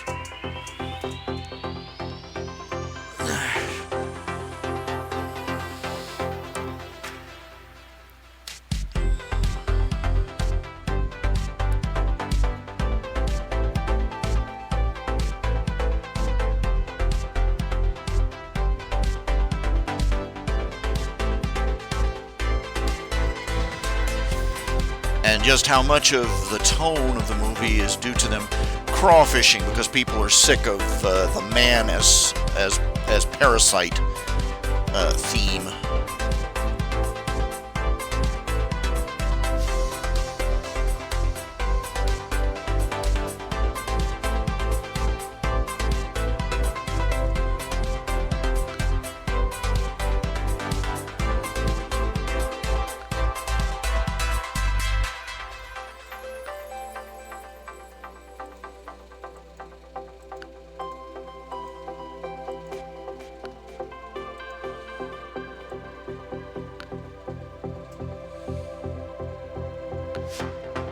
Whoa, whoa, whoa, we better tone it back. There are still people who think human beings are actually important.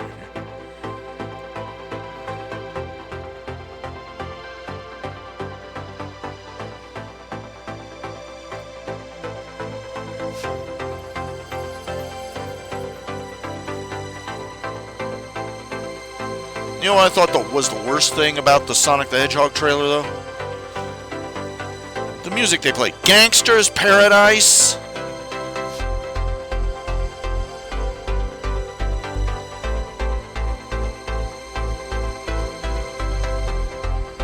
I'm sure, you know, the guy that wrote it, the guy that originally wrote it, rapped it. The rapper that originally wrote it is supposed to be his dramatic and serious commentary on the grim, rough life of living in a society, in a gangster community, in a gangster culture.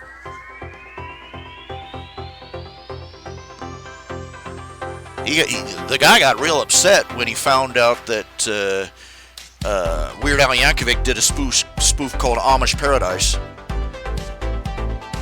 He said this was supposed to be a serious social commentary, and he wrecked it, you know. I can't imagine what he thinks now that Sonic the Hedgehog is using it as a theme for his movie.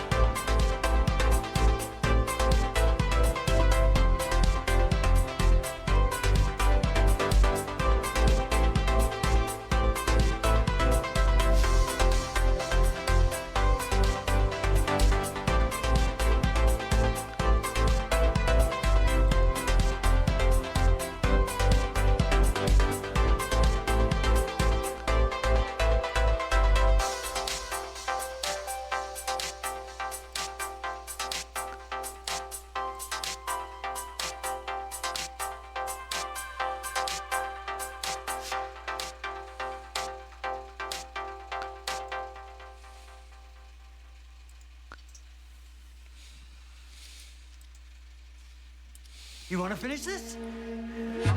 Bring it on.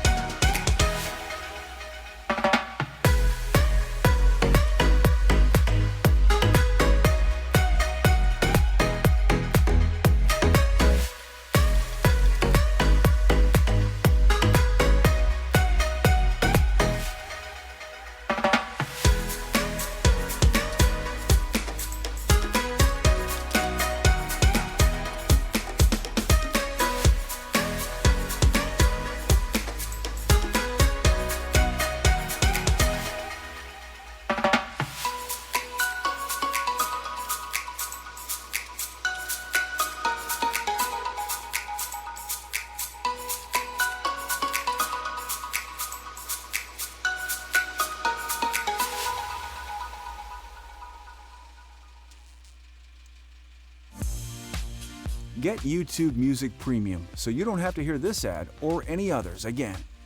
Free for 30 days and just $9.99 a month after. Cancel anytime. Restrictions apply. Blasted thing just keeps changing color.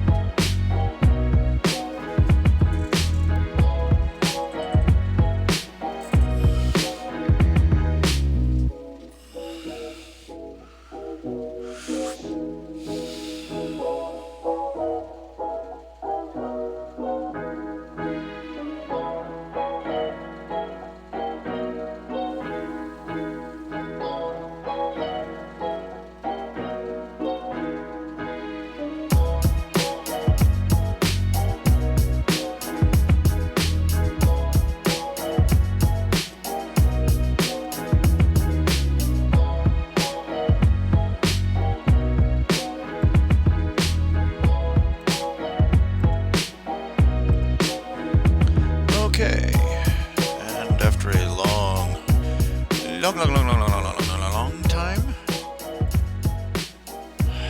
A new nip and tuck strip. Now all I have to do is post it. Alright, let's see here.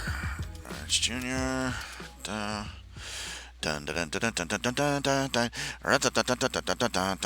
Hi. Hola familia, it's Daddy Yankee, the big boss. Keep dancing and listening to Dura in the new YouTube Music app.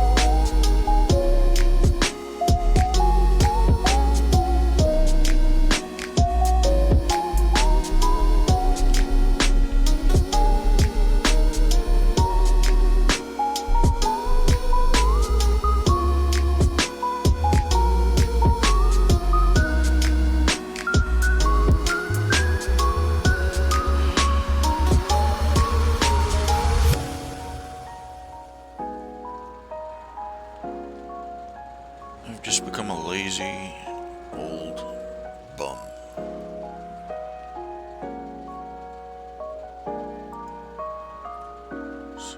I don't know. Let's see here. Okay, got it. Category, tuck, publish, and there we go. Yay! He got a comic strip up. It's a miracle. No idea why that numbering system is working. I really don't.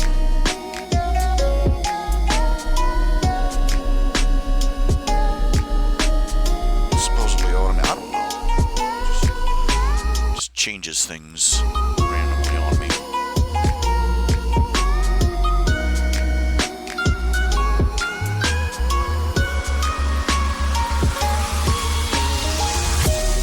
I'm sorry, you said it should be. What should be? I think I missed my own conversation.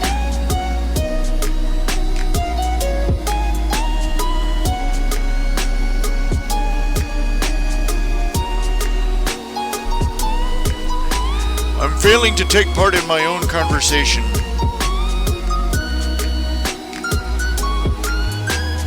What do you mean? What should be XP? What should be? I don't know. Oh. Ow. Dang it.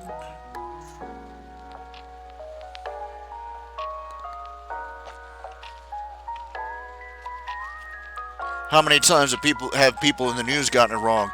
Zelda's the little guy in the hat with the sword, right?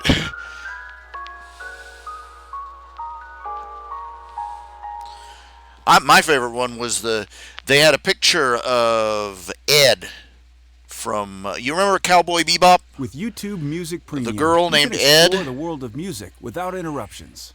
Some newspaper had a picture of her sitting at her laptop, and it was Cowboy Bebop at his computer. You can also take your music offline. They literally managed to get every single point of information wrong. And get it all in one go. And YouTube Music Premium, free for 30 days and just $9.99 a month after. Cancel anytime. Restrictions apply.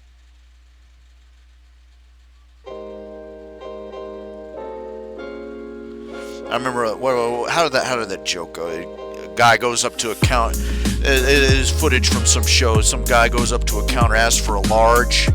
But we don't have a large. We have a venti and a grande.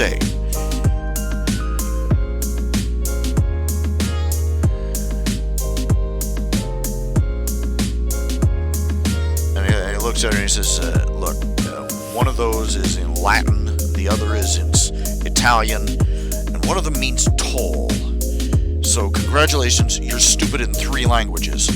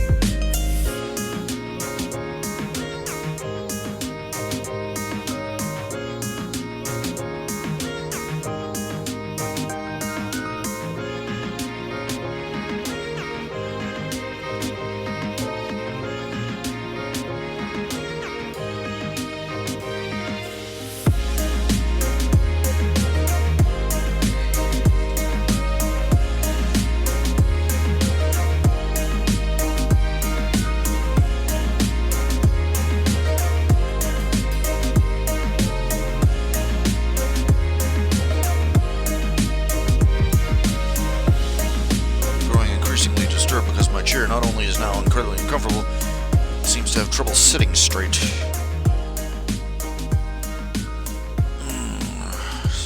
Not a good day. Bad day, bad day, bad day!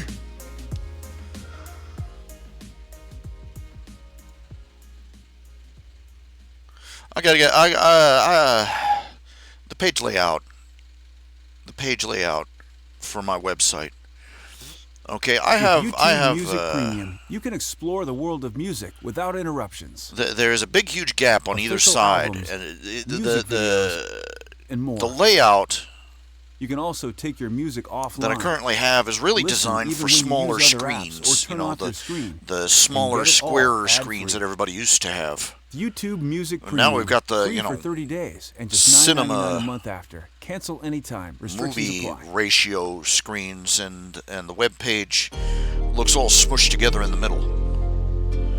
The comic strip is sort of shrunk down, and everything's crammed together.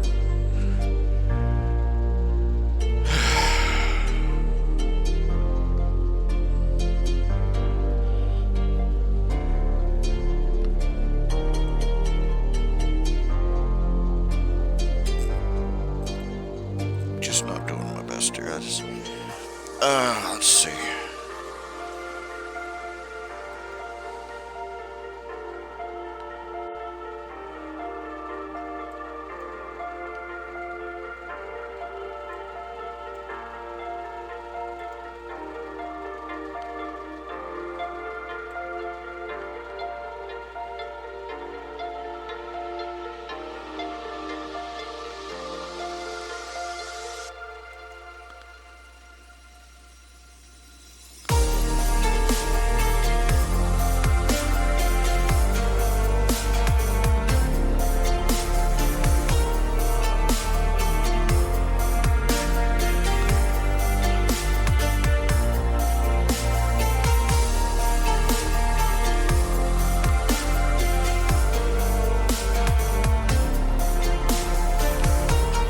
Page layout is okay. First of all, when you try it makes it slow to scroll through, because when you click back and forth, then you have to, you click previous or next, and then you have to scroll the screen down to get the whole strip in.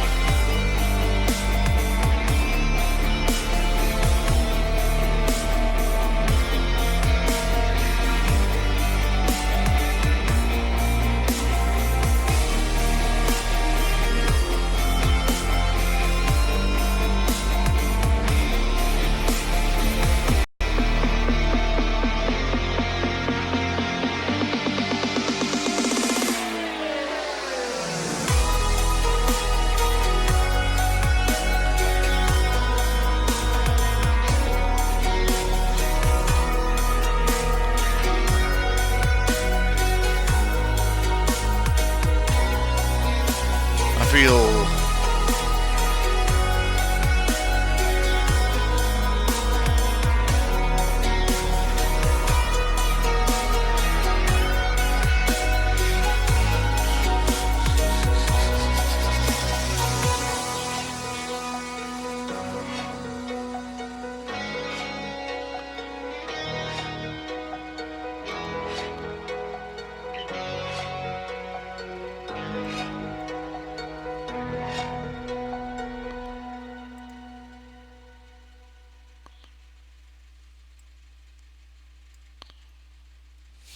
Hola familia, it's Daddy Yankee. I don't know exactly when I decided that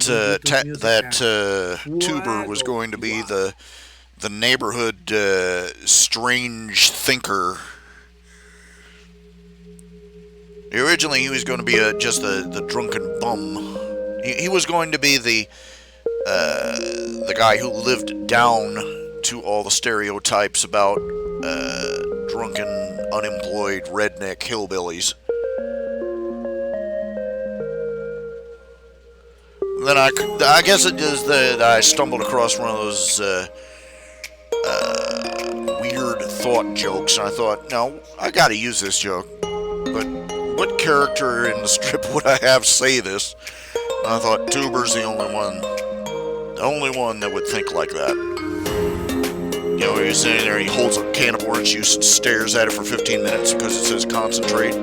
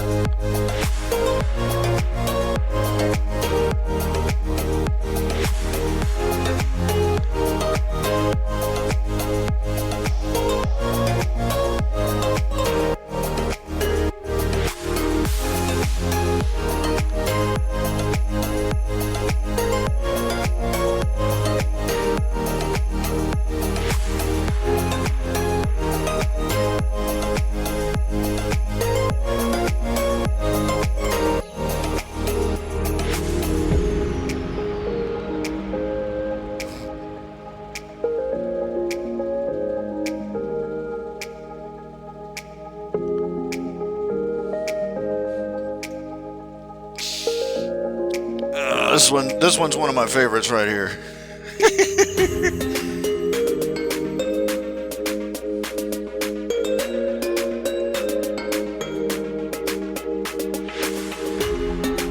What's the matter, fella? Never seen a girl go topless at the beach before? So, you're supposed to be female? And that's when she shoved the ice cream cones up his nose. Morph!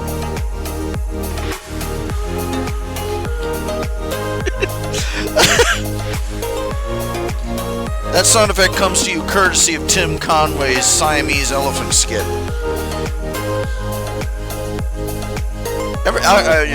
Look it up. The Tim Conway elephant skit from Carol Burnett show. Man, even when I was a kid, we used to watch that show as a family. Carol Burnett show. We used to watch Tim Conway's show. It was a spinoff. Just a comedy variety show, a couple of comedy variety shows, and of course I didn't appreciate half the humor. Too young to get most of the jokes. But now, man, looking back at the old recordings, every time I watch those skits, they get funnier every single time I see them. Tim Conway's dentist routine. YouTube Music Premium, so you don't have to hear this. There's about 2 or 3 different versions of it. You want to see the full version of Tim Conway's dentist routine. You got to watch an old movie called B movie called They Went That-A-Way and That-A-Way, where he and another comedian, they play cops who go undercover as inmates at a prison as part of an investigation into some sort of scam. Unfortunately, the governor who handpicked them for the case and who sent them on, he died of a heart attack while they were there, and they had no proof of who they were. So they had to solve the case and find the missing money themselves.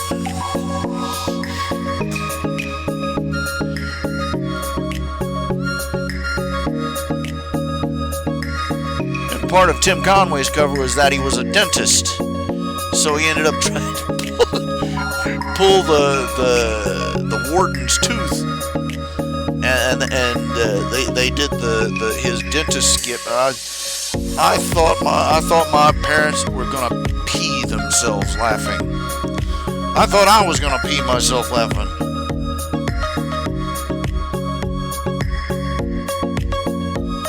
I didn't like Tim Conway when I was a little kid. He just didn't seem funny to me. I didn't get the jokes. Now I'm old. You had to grow up to understand them. But once you understand them, man alive. Carol Burnett, Tim Conway, the guys that were on those shows, just abso-freaking-lutely brilliant comedians.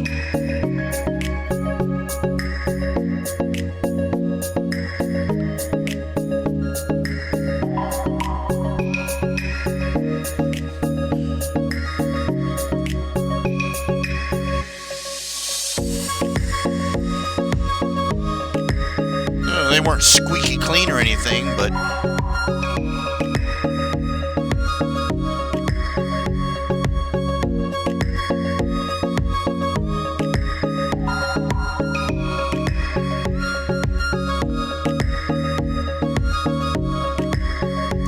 they didn't have to rely on being just vulgar and foul all the time to be funny.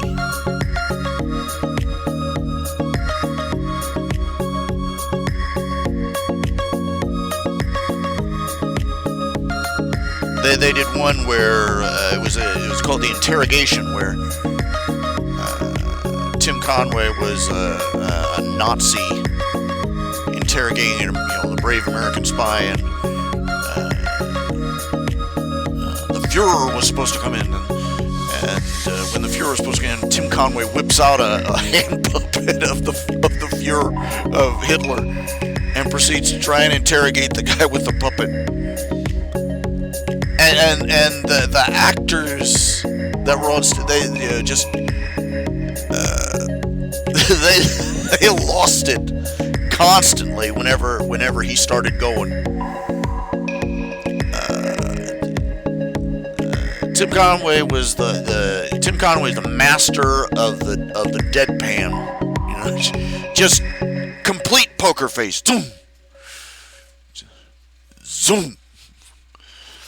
And want to keep playing music with your these are professional comedians and actresses and actors and stuff, and he would have them falling over laughing without even trying.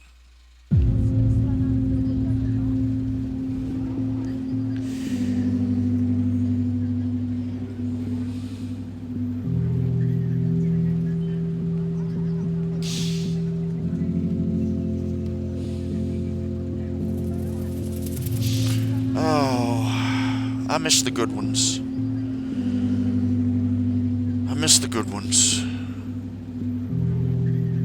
They're so long gone,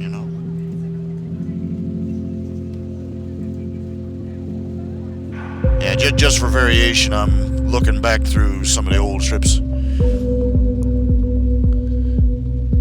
Cheesecake for your appreciation. Yippee-ki-yay, yippee-ki-yo, yippee-yay.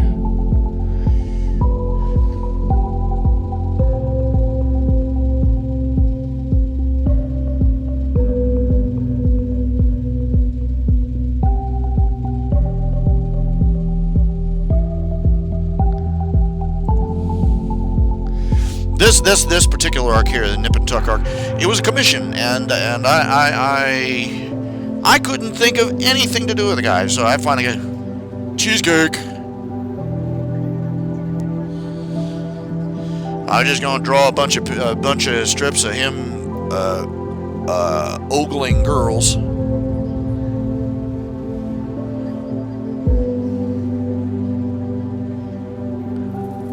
Down on Snowbird Beach. That's a location in Malarkey County. Snowbird Beach. Down by Lake Malarkey in Malarkey County, home of the Malarkey Monster.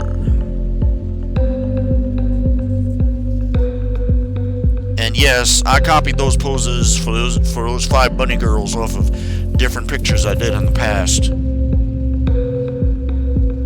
There's only so many different ways someone can pose. Give me a break,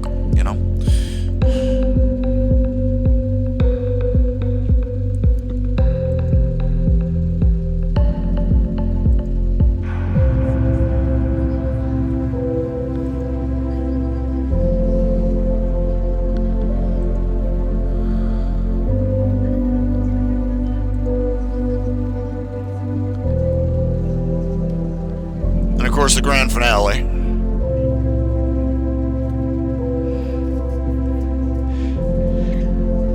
The enlightened feminist student from college what don't need no man.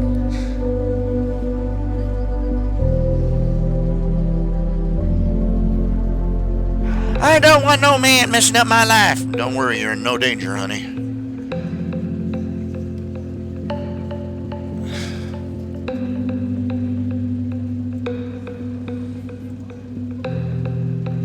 I'm sorry. I know it is. I know it's mean. I know it's. Oh, you're so mean. It's a brutal truism. The truth is cruel. Feminism was a movement. The feminism at its root. Despite even the early suffragettes, they were out there trying to demand equal pay for equal work and demanding the right to vote. But even back then, at their most sensible, you're here for the music, the not the interruptions. Feminist movement. Get YouTube Music Premium to listen offline. Gathered a contrail of the irrational. YouTube Music Premium, free for 30 days and just $9.99 a month after. Cancel anytime. It was already going off the rails long before they got the vote.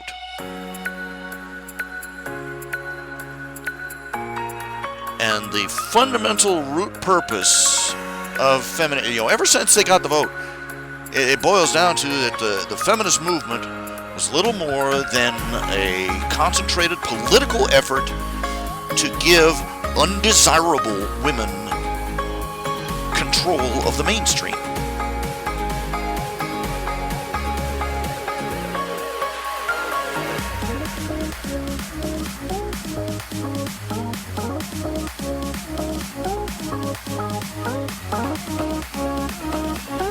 And I mean undesirable in every sense. Not just ugly women or fat women. No fatties. Give me a break. It was about making undesirable women with whom you would not, as the Bible describes it, it'd be better to dwell in the corner of a rooftop than under a roof with a contentious woman.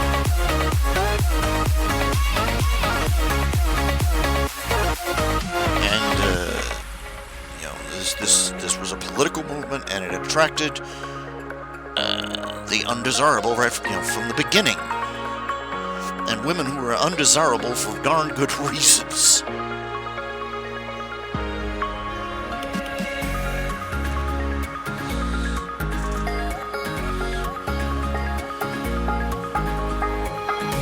Somebody who looks in the mirror sees that they are fit, sees that they are physically undesirable and goes, it's society's fault that I'm not considered beautiful,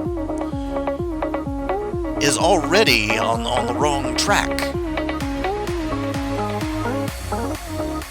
People do not consider fat people attractive. Look, I am a heifer, okay? I am huge. Between my health and my poor health, my inactivity, and my poor diet, I am a great big huge fat guy.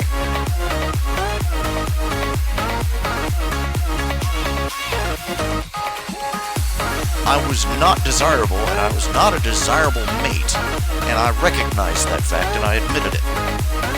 And quite frankly, I had to reach a point where I accepted that.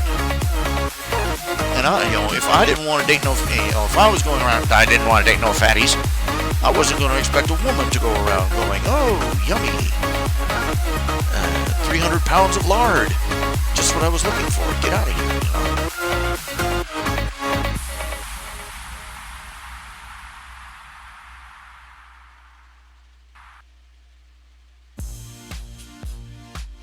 With YouTube Music Premium, you can explore the world of music without interruptions. Let's be straight. Official albums, music videos. A fat person, especially a morbidly obese person. That means you can also take somebody who's fat is somebody who does not take very good care of themselves. Other apps or turn off your screen. To an extent. All ad-free.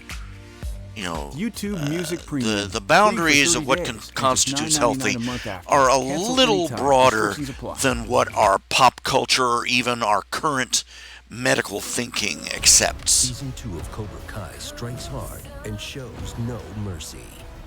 It's impossibly good. Bring it on. Cobra Kai. But you look at somebody All episodes now streaming only on YouTube. like that, and that's a visible indicator of a certain amount of emotional problem.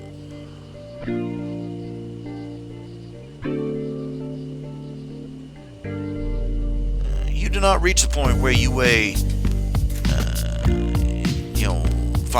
you're 4 foot tall and weigh 500 pounds. Come on. I weigh nearly 500 pounds, but about 100 or so of that pounds, I weigh about 400 or 500 pounds. About 100 or more of that pounds is in my legs because of the swelling. But I'm still, fat. I plead circumstances to some extent.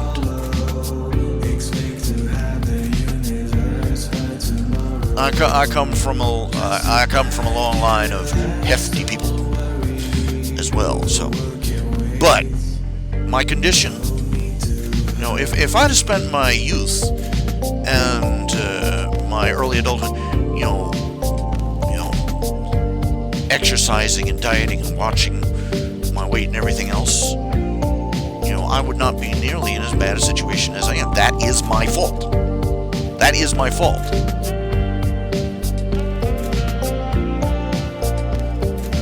And in as much as I am unwilling to exhaust my personal resources trying to thin down to the impossible at this point, that is my fault also. My condition is my own problem. You got these people out there that Jumbotron in a movie, and they don't want to change themselves. They want the rest of society to revolve around them.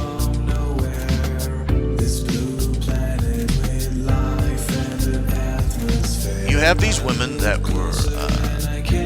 were also, physically unattractive, undesirable. That's an unpleasant thing to say, but we do judge people by appearances. And we had other people. It's not their fault. If you got a face that's, if you an ugly, that's not your fault. But again, pretty is as pretty does.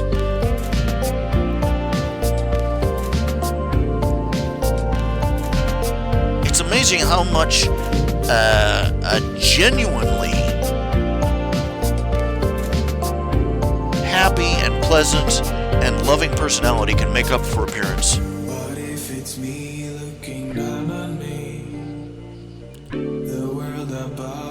But the feminist movement attracted women who were not only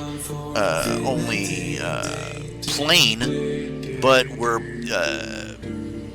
bitter in spirit. And they were going to punish the rest of society for not telling them how beautiful and wonderful they were.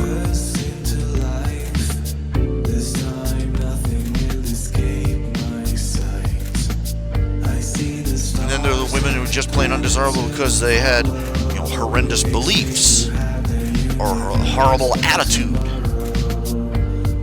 or who were henpecked their husbands and their brothers and their fathers and their sons, and they were just angry at society for not treating them like the princesses they thought they ought to be.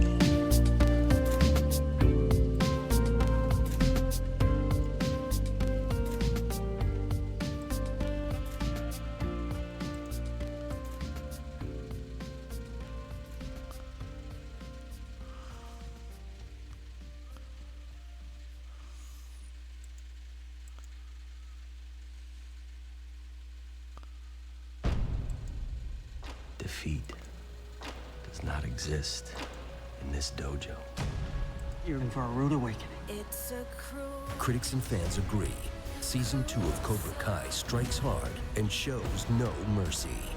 It's impossibly good. What's really horrible is, I've said this 1,000 times, I've said it so many times, And I can do it again. Bring it on. that I start out with these characters, I think I'm parodying. I think I'm making a parody. And then I turn on the TV or I roll through the news, and I find people that act 1,000 times worse than I ever imagined. Exist in this dojo. You're in for a rude awakening. Critics and fans agree. Season 2 of Cobra Kai strikes hard and shows no mercy. It's impossibly good. Gilly the Gopher? Poor guy. I did it 30 years ago. He's actually a rather likable Pharaoh compared to most of the leftist ideologues that I'm parodying with him.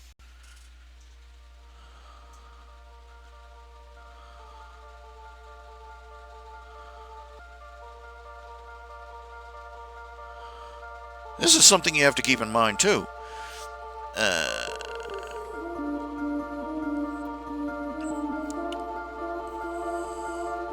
This is one of the things they've noted about the difference between how the right looks at the left and the left looks at the right.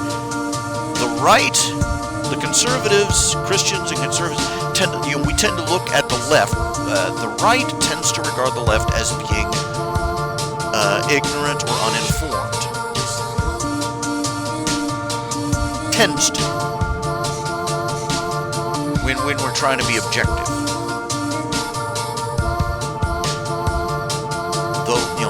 And that is how we tend to be. We tend to see, the majority of them don't just there are some evil ones at the top, but the majority of them are just well-meaning but wrong. The right tends to regard the left as well-meaning but wrong. The left regards the right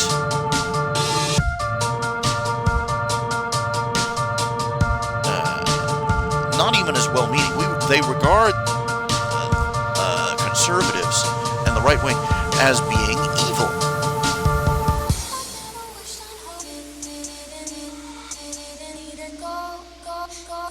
We're bigots, we're racists, we're Nazis. We're cold-hearted bastards who would starve little old ladies and leave orphan children barefoot in the snow.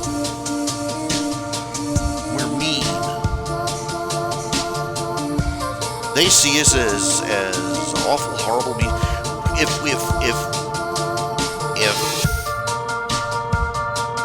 somehow you were able to put glasses of objectivity on everybody's eyes, it would be the exact opposite. The right should be regarding the left with horror.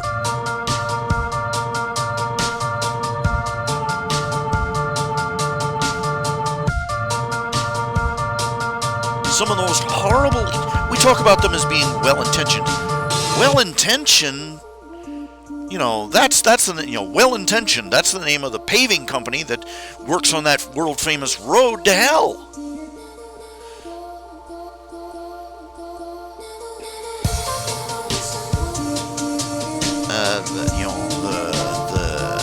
The well-intentioned leftist who weeps at how cruel and mean the world is,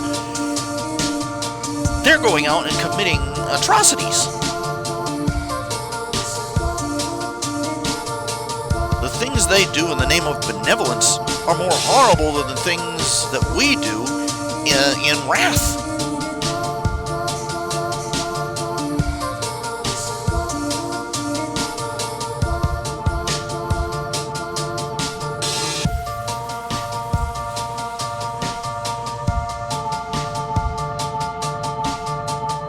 They're the poisoned sweet.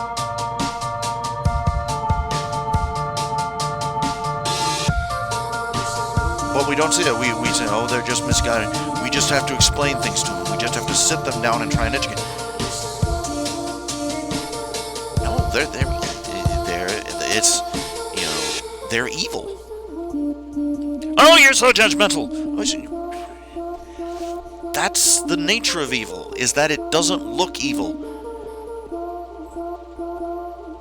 Evil would not sell so well if it looked like what it actually was. The devil would not be anywhere near as successful as he was if he actually showed up at the dinner table wearing a pitchfork, wearing horns and carrying a pitchfork. He never shows up like that. He's the nice neighbor from down the street. He's polite and considerate and thinks about your feelings, and he's also friendly and sociable and knows his manners and tells you everything you want to hear to make yourself feel better. Season 2 of Cobra Kai strikes hard and shows no mercy. It's impossibly good. There's nothing he likes better than kind, compassionate, And I can do it again. Bring it on. Cobra Kai. gentle and loving, caring leftists.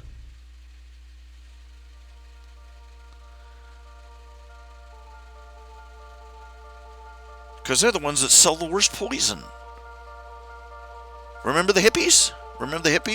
Remember how they're sold? Remember how they were sold back then, and how they're immortalized now?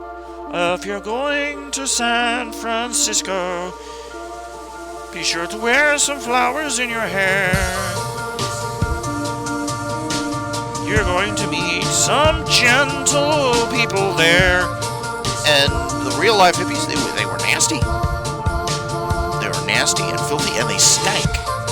This is the part that most people don't remember from the history books, is that the hippies didn't believe in bathing.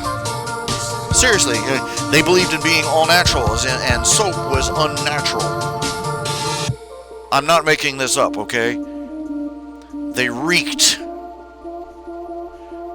The whole no shirt, no shoes, no service thing, it was started because of them. Because they would come in with everything hanging out, trailing their daily stank behind them, and leaving, just stains everywhere they walked. They were nasty.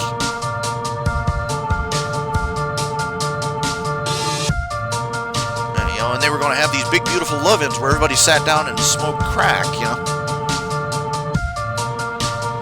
or cocaine. They didn't have crack back then. That little invention came along a little later. And smoked dope, and convincing people to sit down and just pickle their brains.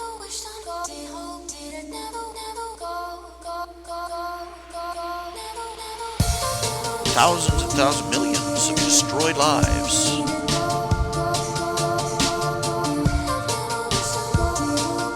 Lured away with a false promise of a cosmic love-in.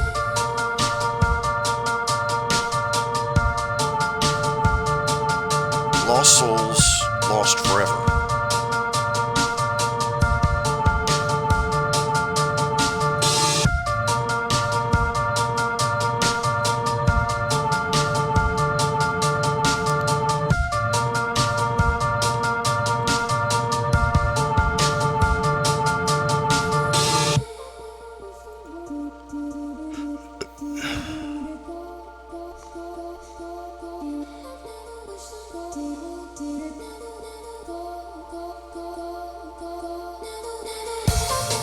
We live in a day and age gender challenged, where people walk around and insist that we address them as, despite the fact that they are quite blatantly and obviously and anatomically male or female, that we address them as any one of 57 different imaginary genders.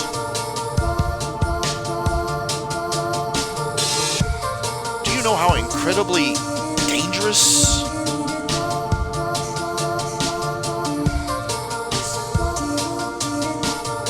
people are who reject reality that vehemently?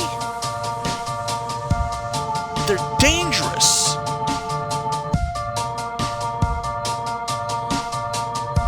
And I'm talking in the literal physical sense, dangerous.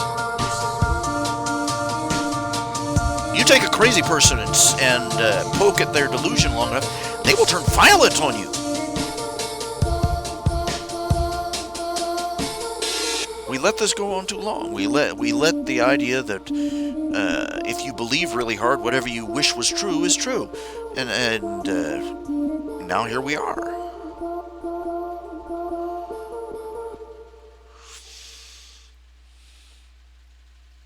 You want to finish this?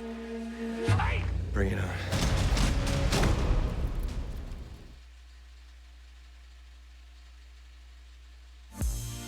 No signal? No problem. Get YouTube Music Premium to take your music offline. Free for 30 days and just $9.99 a month after. Cancel anytime. Restrictions apply.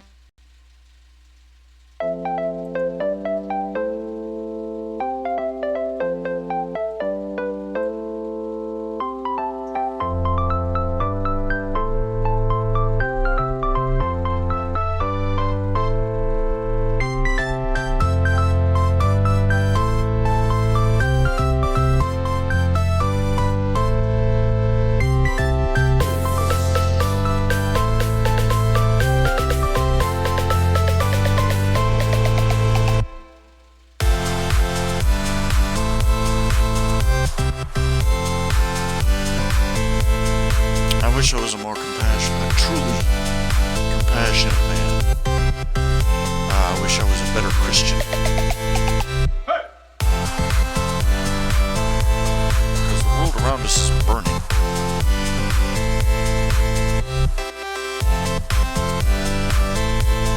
We're losing souls left and right. To delusions, to fairy tales, to promises of a godless utopia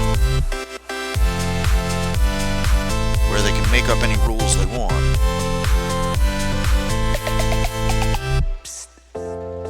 And that nasty old God and his nasty old Jesus won't come along and spoil their fun.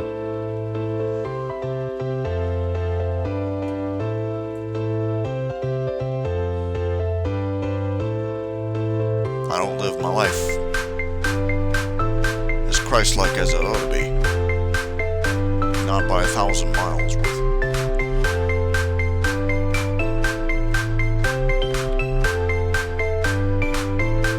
I wish that the Holy Spirit that God says indwells me would shine forth better than it does. If not because of me, then in spite of me.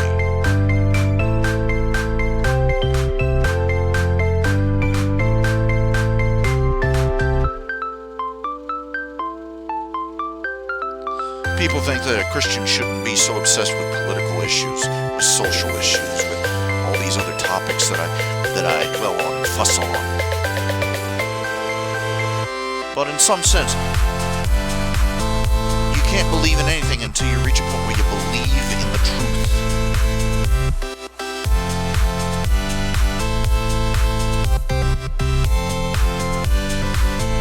You can't believe in God until you're willing to believe in something solid and objective.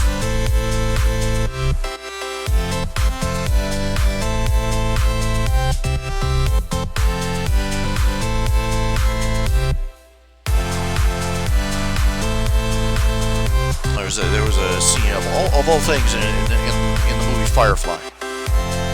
They come back to the crew of the Firefly. They wash on all them and the captain. They come back. And they find the book. Hola familia, it's Daddy Yankee, the big boss. Keep dancing and listening to Dura in the new people YouTube hunting music app. the Firefly. They had come through and found the settlement and killed everyone. And the settlers had given a showing of themselves, but they'd still died. And Book was dying, and the captain held him up, and he said, and at one point there was one line where where Book, In this dojo, he said, critics and fans agree. he looked at him and he said, just grabbed him and begged him, believe. He got out, yeah, and he said, I don't follow your guy. He said, believe in something.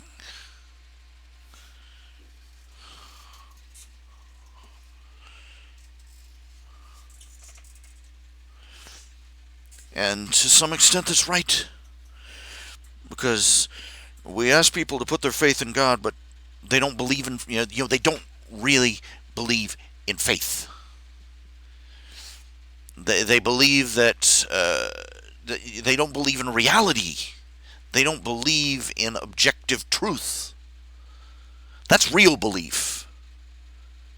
That's something with rock underneath it rather than shifting sand.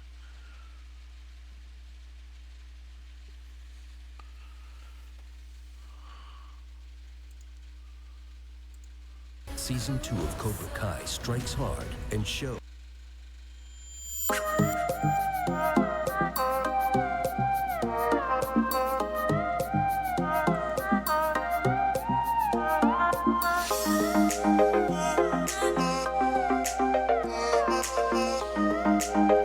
A society can't. People in a society that does not believe in objective truth anymore. The people in that are not going to be able to believe in a consistent, faithful, eternal, and unchanging God. They can't. They won't.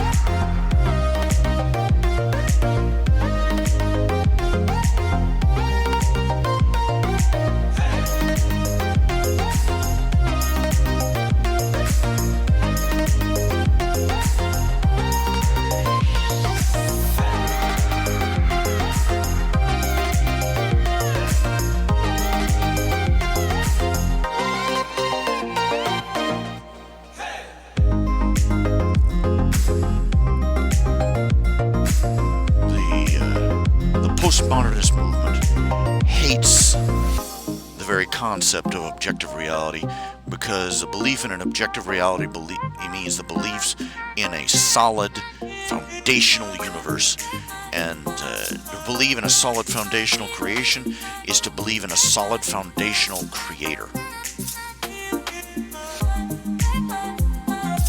Do you grasp that? Do you get where I'm going with that concept?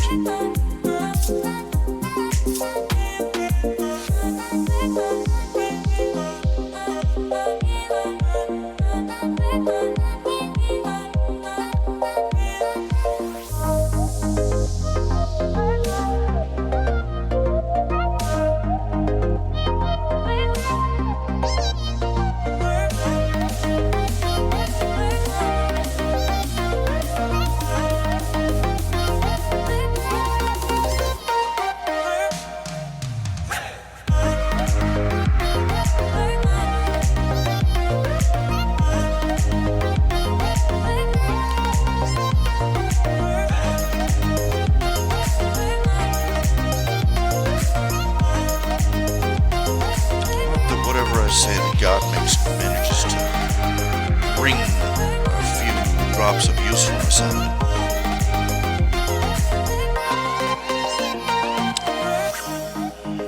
it. Okay, it is 2:52. It's getting late at night, or early in the morning, however you want to look at it.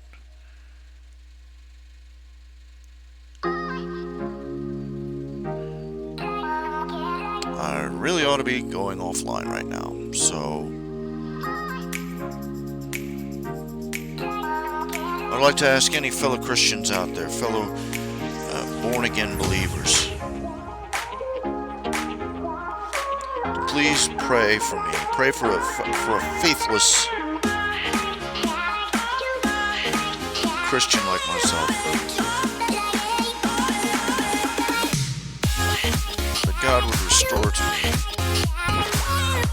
the joy of my salvation, the strength of my conviction, and the light that I seem to have lost. I'm a tired, worn-out man. Every day it gets a little bit harder to just to pull myself up by my bootstraps.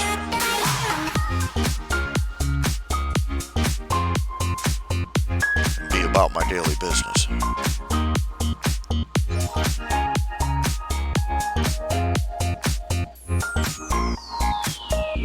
I As a child, I called on Jesus and asked him to save me from my sins, to redeem me, and to wash my soul in the blood he shed on Calvary. I asked him to forgive my sins and to save me, to make me his child. But since then, I have lost my way and my faith and my strength. I talk a good fight. That's it. And I need the prayer of faithful Christians on my behalf.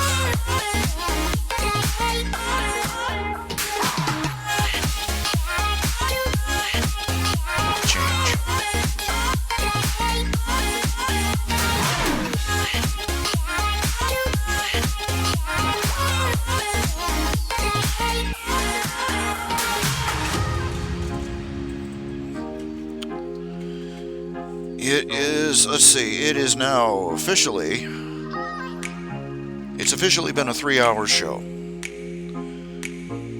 I used to do 4 or 5 hour shows. I think I've managed to stretch all the nothing I've got out as far as it'll go. So you'll have to get your extra hour of nothing and zero content from somewhere else. I'm going to go ahead and call it a night. I want to thank you all again for your support. I would ask, I have got, I've got bills eating up my contrail. I've got rent and taxes and everything else. Everything else coming up behind me. So if you feel up to it, if you could throw something, just throw something in the hat. I've got a PayPal button on my website, www.rhjunior.com. It would be greatly appreciated. I've also got several comics for sale through kablam.com, and again, you can find the link to the page on my website.